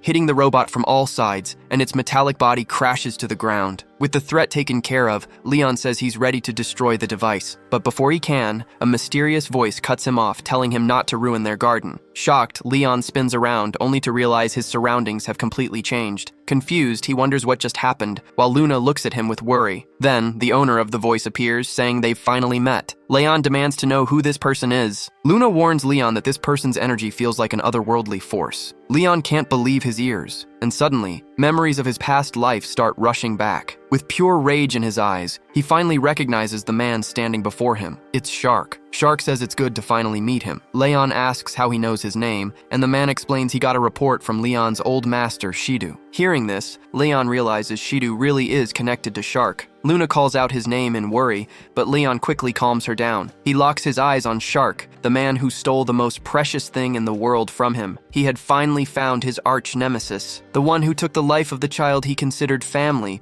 the one he wanted revenge on more than anything. Leon realizes Shark still doesn't know what's hidden inside him, but at the same time, he doesn't fully grasp the extent of his enemy's power either. While Luna prays for his safety, Shark mentions he was surprised to hear a mere student manage to defeat a guardian. Leon asks about the red flowers and what Shark plans to do with the gate manifestation device. Shark replies that he has no reason to answer, calling it all a waste of time. Then he unleashes a suppressing energy at Leon. The young man wonders what kind of attribute this is, and Shark reveals it's light energy, a holy magic he can use all on his own. Leon recalls that the enemy didn't have this power in the previous world, and wonders if Belfar had something to do with it. To Leon, the idea of someone like Shark using light magic is an absolute joke, and he just clenches his fist in response. Right after, Shark summons a sword of light out of nowhere, asking if they should get started. Leon notes that this isn't normal magic by current attribute standards. He decides to summon his own magic, shaping it into a scythe to show he isn't the only one who can use special attributes. Shark is intrigued by Leon's unique attribute. He mentions the reports only spoke of a mage who could use 4 elements, but it seems the kid can do much more. Swinging his sword,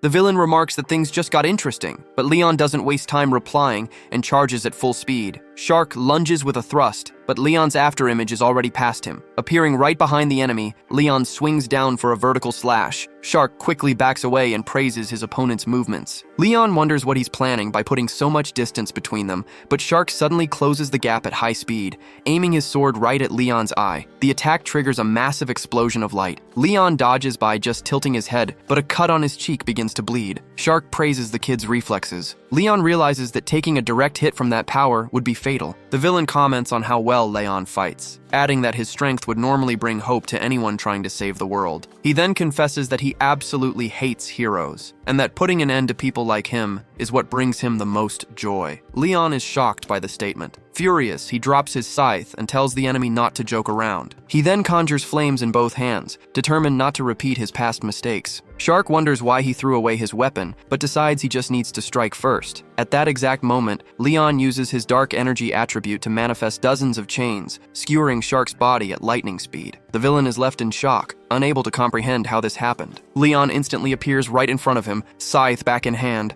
announcing the end of the fight. He slashes at Shark, but the blade passes right through the enemy's body, which dissolves into pure light. Laughing, Shark reveals that this body was nothing but an illusion. They will cross paths again soon. When they do, Shark promises to pay him back and face Leon in his real body. Leon stares up as the adrenaline fades. Suddenly, he wakes up to his friends calling his name. Nerus reassures him that he's okay, while Ikuto demands to know what the hell happened. Leon tells them he'll explain later, and that they need to get out of there. He thinks to himself that Shark better watch his back, because next time, they are definitely settling the score. A few days after the fight, Leon reflects on how they couldn't find any trace of Shark. Luna adds that it would have been amazing to find his real body, but they couldn't even manage that. However, she cheerfully points out that they'll have plenty of chances from now on, and Leon agrees. She also brings up how incredibly strong their opponent was, but expresses absolute faith that Leon's power is superior, and that he will definitely win. This leaves the young man deep in thought. Luna asks him what's wrong, and Leon begins to explain. He obtained his dark power in the abyss, and she had previously told him it was the power of the goddess. He questions why a goddess's power wouldn't be light-based, making him doubt the true origin of his ability. Luna quickly understands his confusion and explains that dark magic particles filled the abyss. In that place, those particles could easily disintegrate a body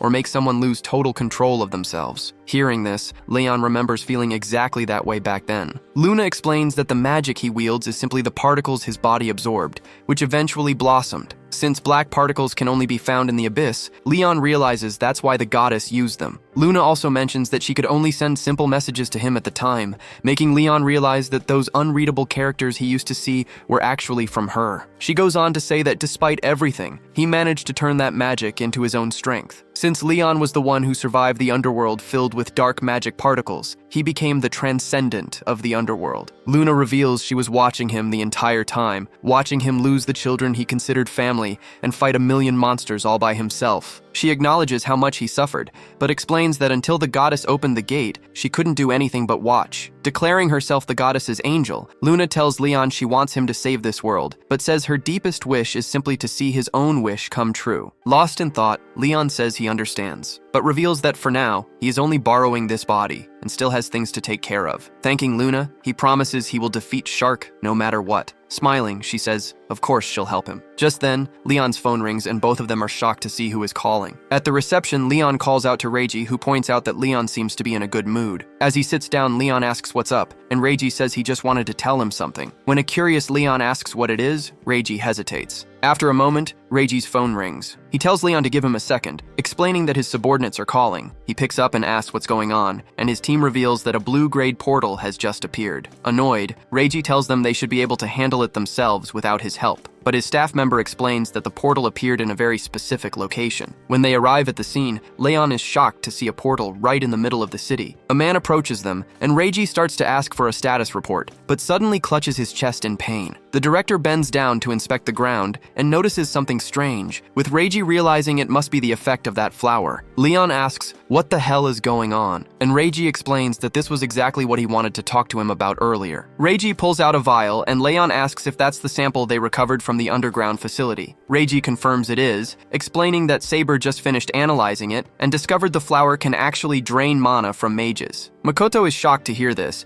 and Reiji admits he didn't even know something like this existed. Naruse points out someone who has collapsed nearby, and Reiji adds that it's likely the flower's doing. However, he notes that the effect doesn't seem to work on people whose mana is above a certain threshold, though at this rate, evacuating ordinary civilians is going to be incredibly difficult. Leon looks at his companions, and they all share the exact same thought. As they start to head out, Reiji calls after them, but Leon tells him he's leaving the outside world in his hands, saying it's better to have someone they trust managing things out here. With a sigh, Reiji concedes, telling Leon to make sure he closes that gate for good, which everyone agrees to. Inside the dungeon, the group treks through the snow. Looking up, they realize this place looks nothing like a blue-grade portal. Thinking back to what the flower does, Leon figures Shark must have something to do with this. Clenching his fist, Leon thinks to himself that no matter what the guy is planning, he's going to stop him. He tells the group it's time to move, and they set off. A while later, Naruse is struggling against the harsh blizzard and falls to the ground, while Leon lands a magic attack right on a monster's chest. Exhausted, Naruse admits he didn't expect things to get this bad. At first, everything was going smoothly after they entered the gate,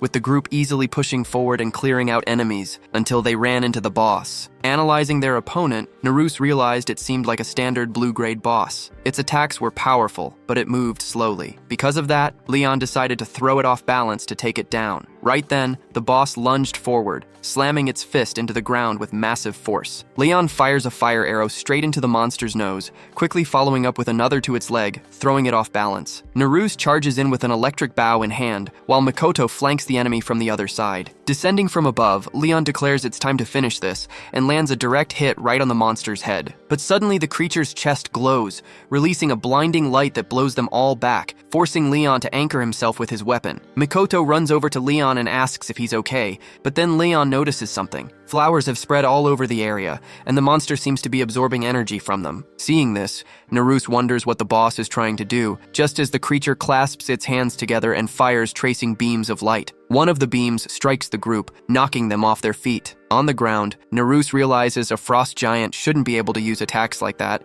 wondering how this is even possible. Luna asks Leon if he's alright, and he says he is. Turning around, Leon asks how the others are holding up, and Mikoto replies that they managed to withstand the hit. Looking ahead, Leon thinks to himself that this kind of power definitely doesn't belong to a blue-grade enemy, wondering if the flower is behind the boost. He realizes that if another attack like that comes, there's no guarantee they'll survive it. Determined, he declares they need to aim for the core and unleashes his dark magic, Ruinous Pressure. A surprised Makoto cheers, thinking they got it, but Naruse cuts her off, pointing out the core is still completely intact. Leon realizes the monster's defense has shot up as well, meaning they need a much stronger spell. Luna suggests he try the spell he mentioned earlier. Noticing the look on Leon's face, Makoto asks if he has a plan. He replies that he has a spell in mind, but he's going to need some time to charge up his mana. Makoto offers to buy some time, saying they can still move. Naruse tells Leon they're counting on him for the final blow, and Leon says he's on it. Charging at the monster, they declare it's go time. The golem greets them with a heavy strike, while Leon tries to concentrate on summoning two contrasting fires. The others realize what he's up to. Right then, the boss prepares to unleash that same devastating attack from before, but Makoto and Naruse declare they won't let it. Just as the monster readies its mysterious attack, Leon activates his fusion magic. Leon creates a swirling vortex of magic and launches it straight at the boss. Watching the attack, the others realize it's a fusion of darkness and fire, the exact same technique used by Reiji, the vice branch leader. The impact is massive, completely obliterating the golem. Watching Leon land on the remains of the monster, his teammates can't help but think he really is on a whole different level. While Luna celebrates the victory, Leon reflects that they somehow managed to pull through. Despite the win, he's seriously worried, wondering what would happen if this red flower phenomenon is spreading to other gates as well. Meanwhile, in another location, a mysterious man comments that even the monsters buffed by the flower were defeated. Smiling in front of a ritual, he decides it's time to move to the final phase, the birth of the Demon King, Belfar. A few days after the battle, Leon and his team keep fighting non-stop against gate bosses. Word quickly spreads that the red flower doesn't just absorb mana, it also buffs the monsters. This discovery shocks the entire world, triggering mass evacuations. The students are also forced to leave the area, with Principal Janice advising them to move to another district. Over at the Saber branch, Reiji leads a fleet of mages. He declares they can't just sit around and watch, while even students are out there fighting, ordering the army to move out immediately. Under Reiji's command, Saber's forces team up with Leon to handle the situation. After clearing yet another gate, Leon and his team celebrate their success, knowing Saber's help was a total lifesaver. Leon reflects that clearing gates has gotten way harder since the Crimson Flower showed up. Luna points out that Shark is definitely behind all of this, and Leon agrees. Makoto then asks how long this exhausting routine is going to last, and Naruse admits it's getting hard to keep up. Leon stays quiet, thinking about Shark's promise to settle the score with him, wondering what the enemy is plotting next. Later that evening, Leon notices some unusual activity. He spots projectiles clashing and several students unleashing their powers in a training session. Leon wonders why so many students are gathered there since they were supposed to evacuate. Just then, Principal Janice spots Leon's group in the crowd. He mentions he read the report and heard Leon's team took down a powerful enemy earlier today. Leon brushes off the compliment and asks the principal about the students. Janice explains that they volunteered to fight, inspired by Leon himself. Instead of running away, they begged to learn how to fight in a real battle, and the principal couldn't turn them down. As the students continue their intense training under Leon's satisfied gaze, Naruse reflects on their decision to step onto the battlefield. Makoto comments that they can't complain,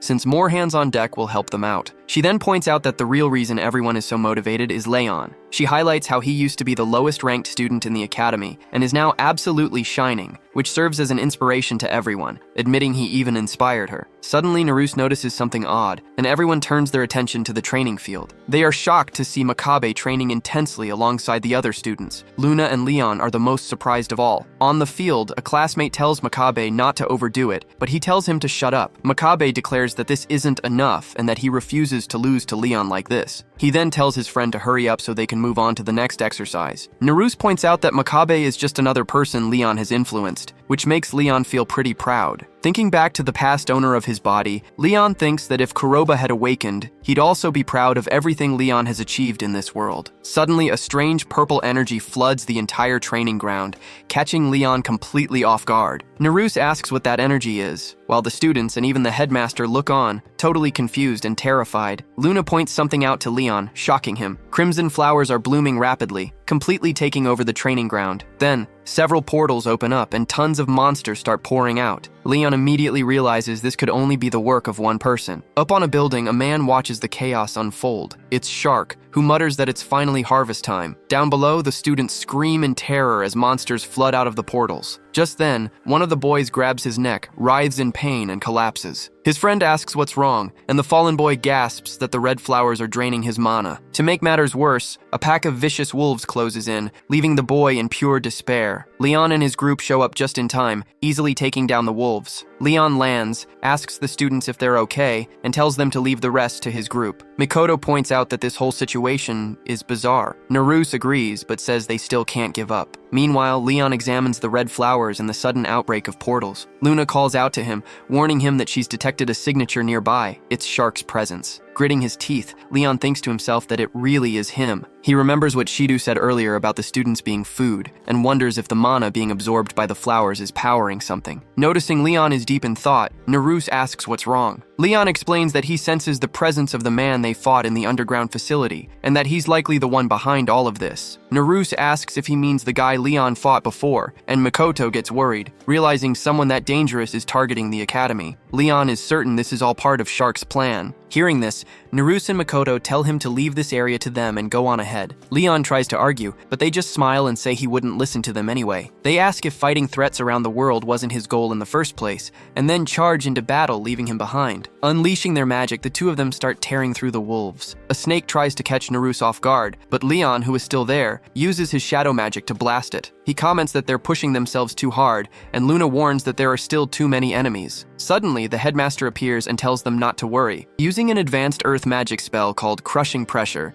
the headmaster completely obliterates the serpent and all the surrounding wolves. Dusting off his clothes, the headmaster declares that as long as he's standing, he won't let his students get hurt. Just then, a massive golem emerges from a portal, catching Leon by surprise. Makabe charges the monster head-on, quickly backing off after landing a blow. Turning to Leon, Makabe reveals he overheard their conversation and asks if the man behind all of this is actually here. Leon tries to speak, but Makabe stops him with a serious look, saying he knows Leon has things to say, but to just listen. Makabe admits he underestimated Leon and, to Leon's surprise, actually apologizes. He tells Leon to get moving and end this, since Leon is the strongest one among them. To wrap things up, the headmaster adds that Reiji will arrive with reinforcements soon, so Leon doesn't need to worry about this place. Leon smiles, clenches his fist, and heads off. He tells them he gets the message and runs up the stairs. Reaching the top of the building, Leon finally spots Shark and calls out his name in anger. The blonde man smiles, saying he figured Leon would show up soon. Getting straight to the point, Leon asks if he's behind everything and what his goal is. Shark replies that it's simple. It's all for the harvest. He asks if Leon really doesn't know what the red flowers do, explaining that they are absorbing mana to resurrect the Demon King. The revelation shocks Leon. Shark continues, declaring that once the Demon King is revived, he will grant him ultimate power, as it's all part of the ritual. At that moment, Leon realizes Shark really is connected to Belfar. Shark explains that he conducted countless experiments and preparations to pull this off, but there was always an annoying anomaly interfering, which he now finally understands. Confused by what the man is getting at, Leon wonders who this guy really is. Shark then declares that he knows exactly who Leon is, asking if he's actually from another world. Addressing him by his true name, Leon Klein, the blonde man says he's thrilled to see the look of shock on his face. Leon asks how long he's known. Shark reveals he felt something was off ever since he got Shidu's report, finding it weird that a weak student suddenly had such a massive awakening. He adds that their recent battle confirmed his suspicions, because Leon's magic felt exactly like the presence he sensed back in the cave. Furious, Leon accuses him of trying to take over the other world and demands to know what he's doing here. Shark just scoffs, asking if that even matters. Noting how much Leon seems to hate him,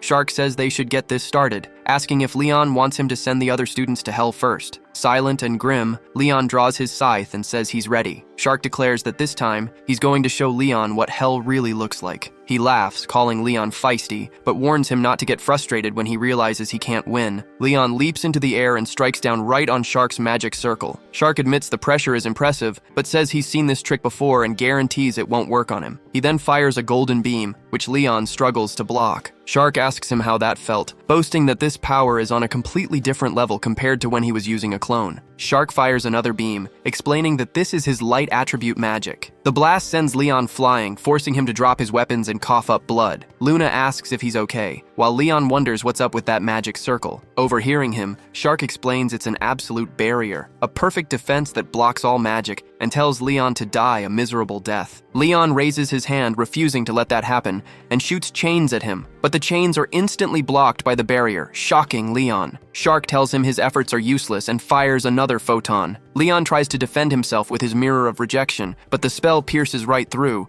leaving him stunned. The attack completely wipes out the area in front of Shark. When the smoke clears, Leon is somehow still standing. Shark smirks, noticing that Leon barely managed to avoid a direct hit to a vital organ. He concludes that not even Leon's magic could block a beam like that. As Leon collapses, completely exhausted, he scrambles for his next move. Preparing another spell, Shark comments that Leon won't be able to dodge this time. Realizing the danger, Luna panics. She hates that she's just watching from the sidelines again and decides she has to do something. Just as Shark smiles and says it's time to end this, Luna rushes in and grabs his arm. Leon is shocked to see her put herself in danger. Annoyed, Shark tells her to stay out of his way and flings her aside, sending her rolling across the ground. Leon watches in horror as his companion hits the dirt. Shark asks if she's his partner, but says it doesn't matter anyway. Shark's eyes glow, radiating a massive amount of energy. He declares he'll bury them all together. Leon knows that if this next hit lands, it's over. Not just for him, but for Luna and everyone else. He asks himself if he's really going to lose everything again,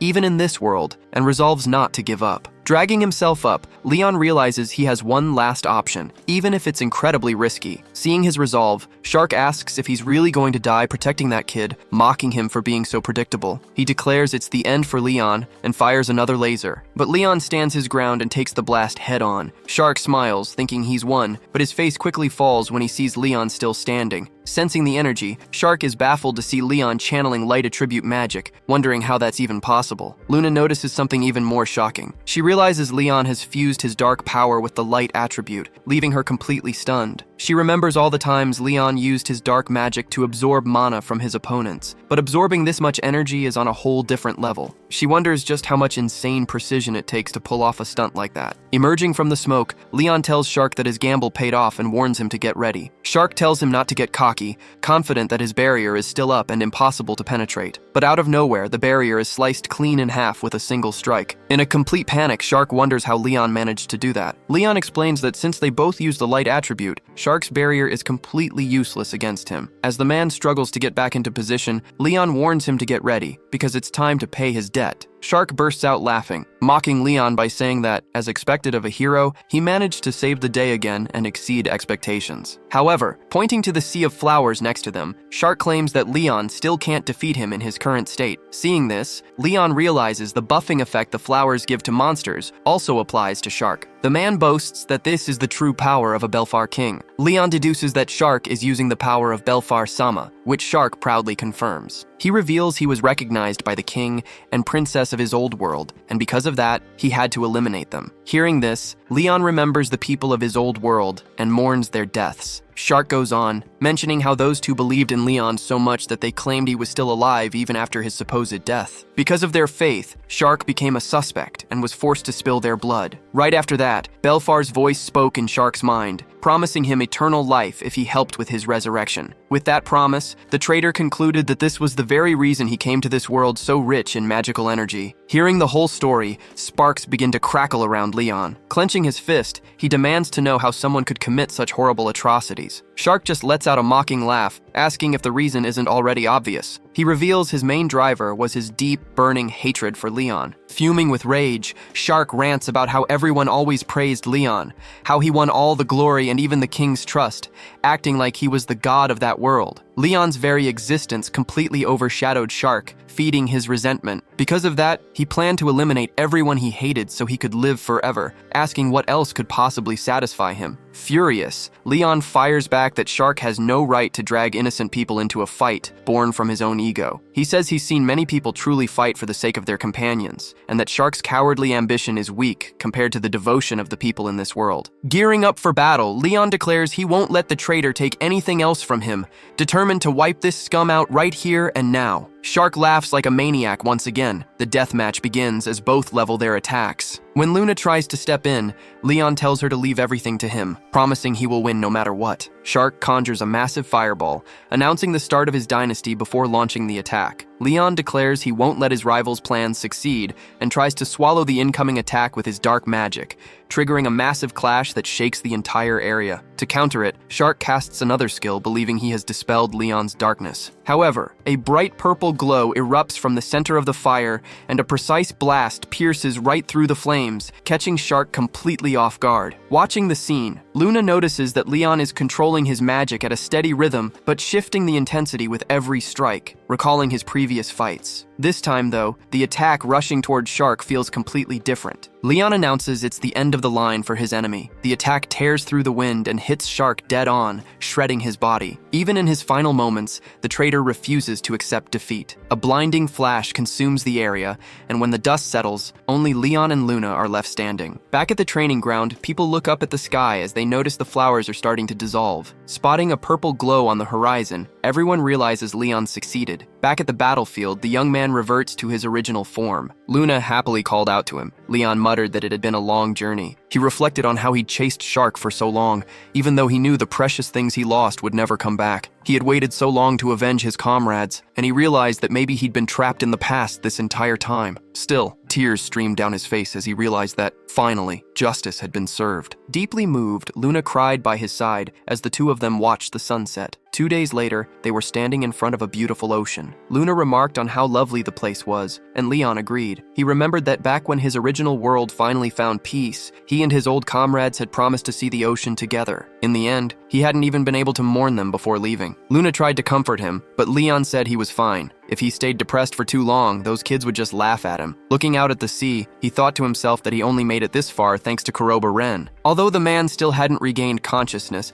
Leon wondered what would happen when he finally woke up. Despite the uncertainty, all he felt was gratitude. Leon thought about all the people he'd met in this world and how hard everyone had worked. Because of that, he felt there was still a lot left to do. He called out to Luna to tell her how things would be from now on, but she cut him off, saying she was obviously staying by his side. Leon was surprised by how fast she answered, and Luna smiled, explaining that she could always tell what he was thinking. Touched, he agreed and said they should get going. Later, in front of the academy, the students were congratulated for overcoming the brutal crisis. Reiji gave a speech, saying the students' courageous actions deeply moved the members of Saber. He hoped this experience would give them more confidence as they strive to become great mages. Finishing his speech, Reiji moved on to the main announcement and asked the 3 students who were notified beforehand to step forward. Mikoto, Naruse, and Leon stepped out. Reiji announced that the 3 of them had been approved for early graduation and were accepted into Saber. The other students whispered in shock about them entering an elite group straight away, something completely unheard of in their world. While Makabe watched and appreciated how far Leon had come, the principal let out a sigh of relief, incredibly proud of his student. Next, Reiji announced he had one more update, making everyone curious about the sudden news. He revealed that the recent incident showed just how threatened they all were by the gates, and that the current system wouldn't hold up against these threats. Because of that, he had created a new elite squad called Special Operations. Some students asked if the group would only consist of Saber's strongest members. Reiji ignored the question and explained that this was a unit focused on combat, reconnaissance, and investigations, and that he would be the captain. Then, as someone approached, Reiji turned and made one last statement, revealing that he wanted Leon in this Special Forces squad. A while later, inside the branch office, Leon admitted he was surprised he didn't get any heads up about the offer. Reiji replied that he kept it quiet specifically to surprise him. However, he warned Leon that under his command, things wouldn't be easy. Leon agreed, saying he was looking forward to working with him. Internally, though, he was anxious about what lay ahead, thinking that before they started, he needed to go somewhere first. Leon stood up and asked his superior if he could get some time off before starting his duties. Reiji turned to Mikoto, confused about the sudden request. She asked if this was about Leon's younger sister, and Leon confirmed it was. Reiji was surprised to hear he had a sister, and Leon explained she was hospitalized and that he visited her often. Hearing this, Naruse finally realized why the guy would suddenly disappear from time to time. Leon figured visiting her was the least he could do, since the original owner of his body absolutely adored his sister. Reiji patted Leon on the chest and told him he was cleared to go, saying he could join the squad right after. Leon thanked him deeply. Moments later, Leon's phone rang and he saw it was from the hospital. He excused himself and answered. On the other end, they told him they had finally reached the patient's guardian and urged him to get there immediately, as there was an urgent matter regarding his sister. Soon after, Leon was sprinting down a hospital hallway. Bursting into the room, he announced himself as the patient's brother and asked what was wrong. On the bed, the girl was writhing in pain. Seeing his panic, the doctor explained that they had performed emergency procedures, but she was in the late stages of mana poisoning, meaning Meg was in critical condition. Leon is left deep in thought. He knows mana poisoning happens when magical particles come into contact with someone who has no magic aptitude, which is exactly the case with his sister. With modern medicine, it's considered incurable, and the doctor already told him to prepare for the worst. As they walk down the hallway, Luna asks Leon what he plans to do now. He tells her the obvious. He's going to save his sister no matter what it takes. His determination catches her completely off guard. Leon realizes that since the original owner of this body gave it up to him, saving the girl is his sole responsibility as her older brother. He remembers that the boy, Kurobane, and his sister lost their parents to dungeon monsters. According to Kurobane's diary, they had no other relatives and ended up in an orphanage. A year ago, despair took over Kurobane as he watched his sister on a hospital stretcher. Powerless as the ambulance drove away, he watched her slip into a coma. That was the moment Kurobane Ren decided to become a mage to earn money for her treatment, even though it was a crushing burden for his age. He was constantly underestimated,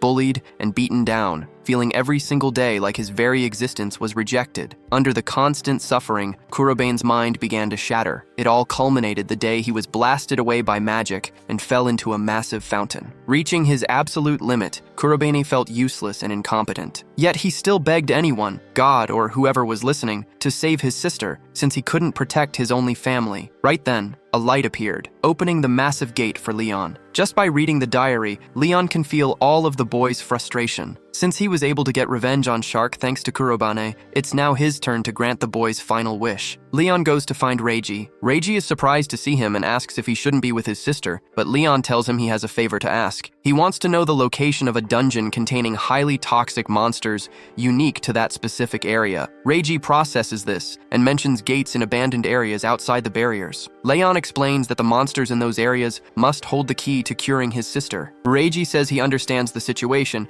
and mentions the treatment materials for mana poisoning. He recalls that Saber was researching monsters with promising antibodies, and that there's a dungeon like that in the Shibuya district. The moment Leon hears the name of the district, he takes off instantly, ignoring Reiji's warnings not to go. Reiji stands up, frustrated by his stubbornness, while Leon runs as fast as he can. The dungeon is extremely toxic, and analysis shows that anyone inside would die within 5 minutes. Reiji runs to try and catch up to Leon, thinking that Leon's strength won't make a difference against that kind of danger. In the middle of Shibuya, Leon looks up grimly, staring at the dungeon gate he's about to enter. Luna tries to warn him about the risk, but Leon just comments that the toxin concentration is indeed high. Finally understanding why Reiji tried to stop him and knowing he probably won't last 5 minutes inside. But that doesn't matter, because Leon just needs to clear the place within that time. He tells Luna to wait for him, repeating that he's going to save his sister no matter what. Luna asks how clearing this dungeon is going to save her. Leon apologizes and says the explanations will have to wait, since Meg is running out of time. He has to get the materials he needs no matter what. With that, Leon steps into the mountainous dungeon and is met with an almost apocalyptic wasteland. Luna realizes that just like he said, they probably have about 5 minutes under this level of toxicity. If they defeat the boss, the dungeon will collapse and they can leave. This means the mission is a race against the clock to take down the boss. 3 gargoyles rush straight for Leon, while 4 goblins up on the mountain aim down at him. They're trying to overwhelm him immediately. But Leon starts channeling darkness magic, unleashing a blast of energy all around him. The gargoyles are instantly sliced to pieces. Leon spins to the side and is greeted by a rain of arrows from the goblins. He easily dodges them, weaving in a zigzag pattern at high speed. Vaulting onto a small land bridge, he reaches the top of the ridge and unleashes a barrage of dark blades at his enemies. The moment they hit, the goblins are torn limb from limb. Leon drops back down to the ground. He keeps pushing forward as fast as possible, picking up his pace with just over 4 minutes left. Watching him, Luna realizes he's clearing hordes of monsters at an absolutely terrifying speed. Knowing they're running out of time, she silently prays for him to make it. Leon dodges a series of attacks from lizard monsters. He charges small spells in his hand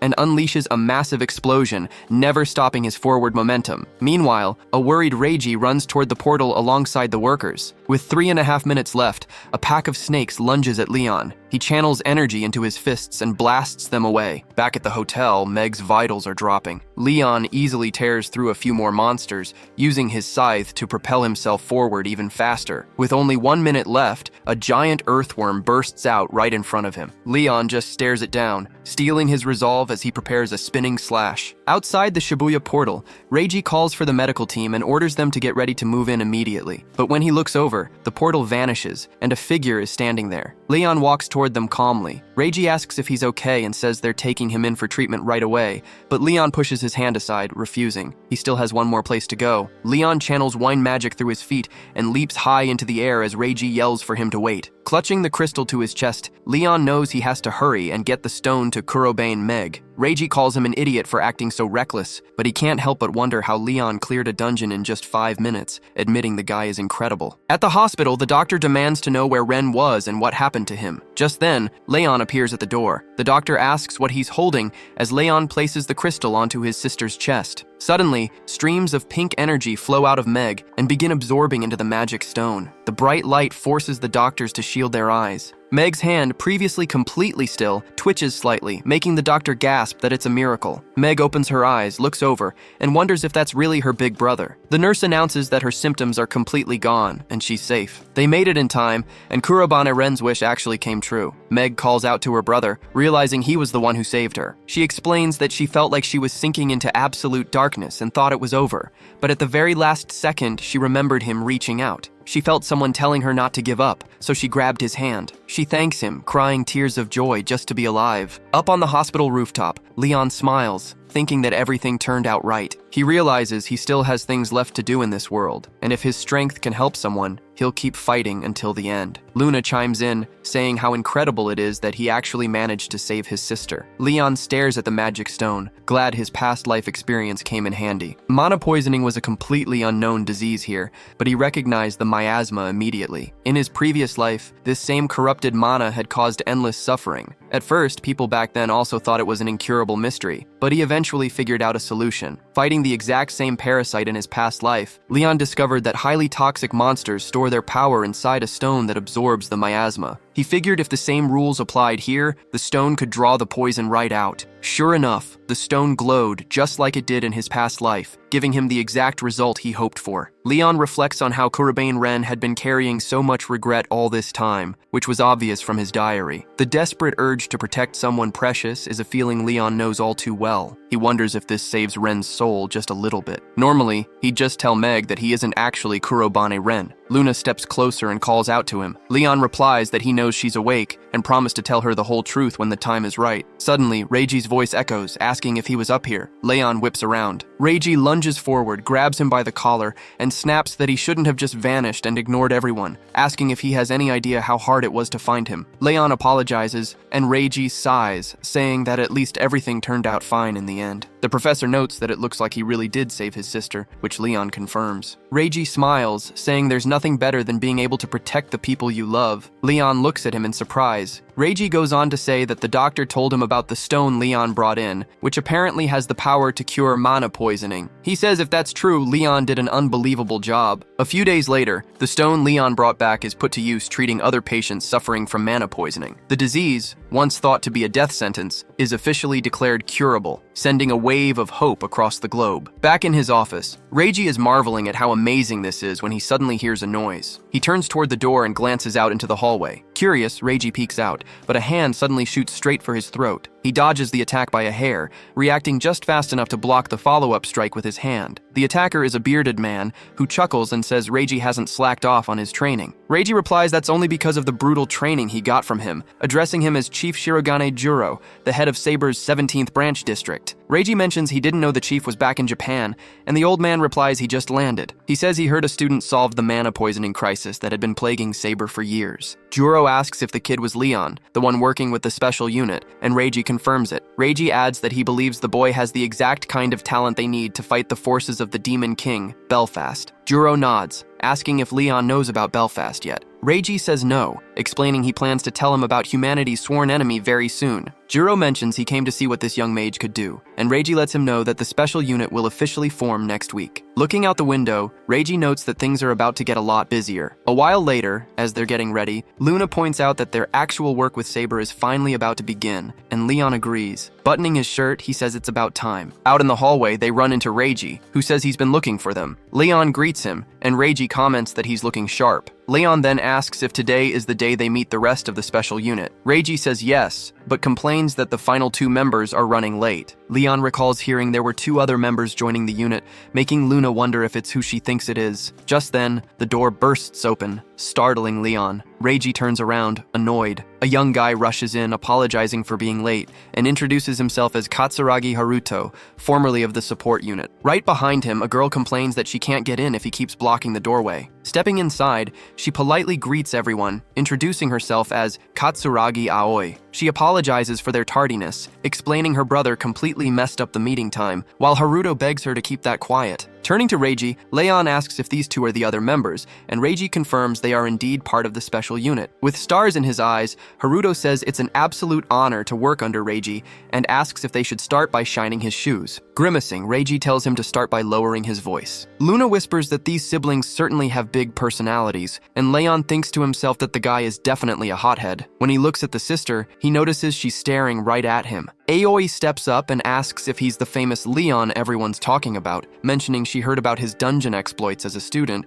and how he solved the Red Flower incident. Reiji chimed in, explaining that Aoi is a world-class magic researcher and basically a prodigy for her age. Leon nods and Aoi smiles, saying she has a ton of questions she wants to ask him. She gets cut off by her brother Haruto, who asks if this guy is really Leon. He says that even though he heard Leon was chosen, he still just looks like an average student. Glaring and pointing at him, Haruto warns Leon that if he gets in Reiji's way, he'll kick him out on the spot. A bit nervous, Leon tells him to look behind him. Furious about being interrupted, Aoi smacks her brother on the back and starts lecturing him, leaving Leon just laughing nervously at the scene. Reiji chimes in, saying that even though the siblings are different, he handpicked them because they have real skills, which Leon will see soon enough. In the meeting room, Reiji explains that from now on, the four of them will operate as the special unit. But first, he wants to explain why the squad was even created. He explains that while Saber members handle gate outbreaks, combat is usually led by the subjugation unit, while support and medical handle backup, and the investigation unit does the analysis. However, Reiji explains that after incidents like the Red Flower, high-threat gates are appearing much more often. Because of this, the special unit's official duty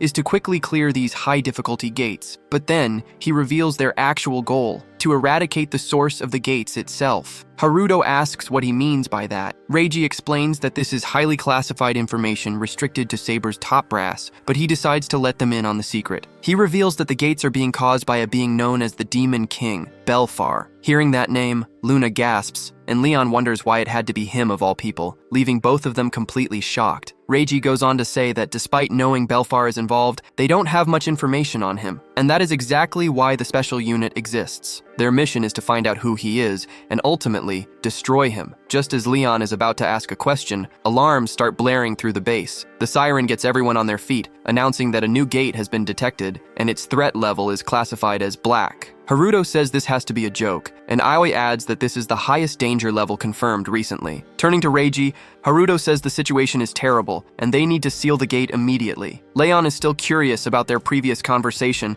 but he knows now is not the time. Leon tells everyone to stay calm. He reveals that he's actually cleared a black gate before, and says he'll take the lead, but Reiji cuts him off and tells him to wait. He explains that while Leon might have been the leader until now, he needs to remember the real reason this team was put together. Reiji then summons a spirit wolf, shocking everyone. He declares that he's going to show them who the real leader of the squad is. With no other choice, Leon just goes along with it. Reiji throws on his coat and says it's time to head out and seal the gate, officially kicking off the special unit's very first mission.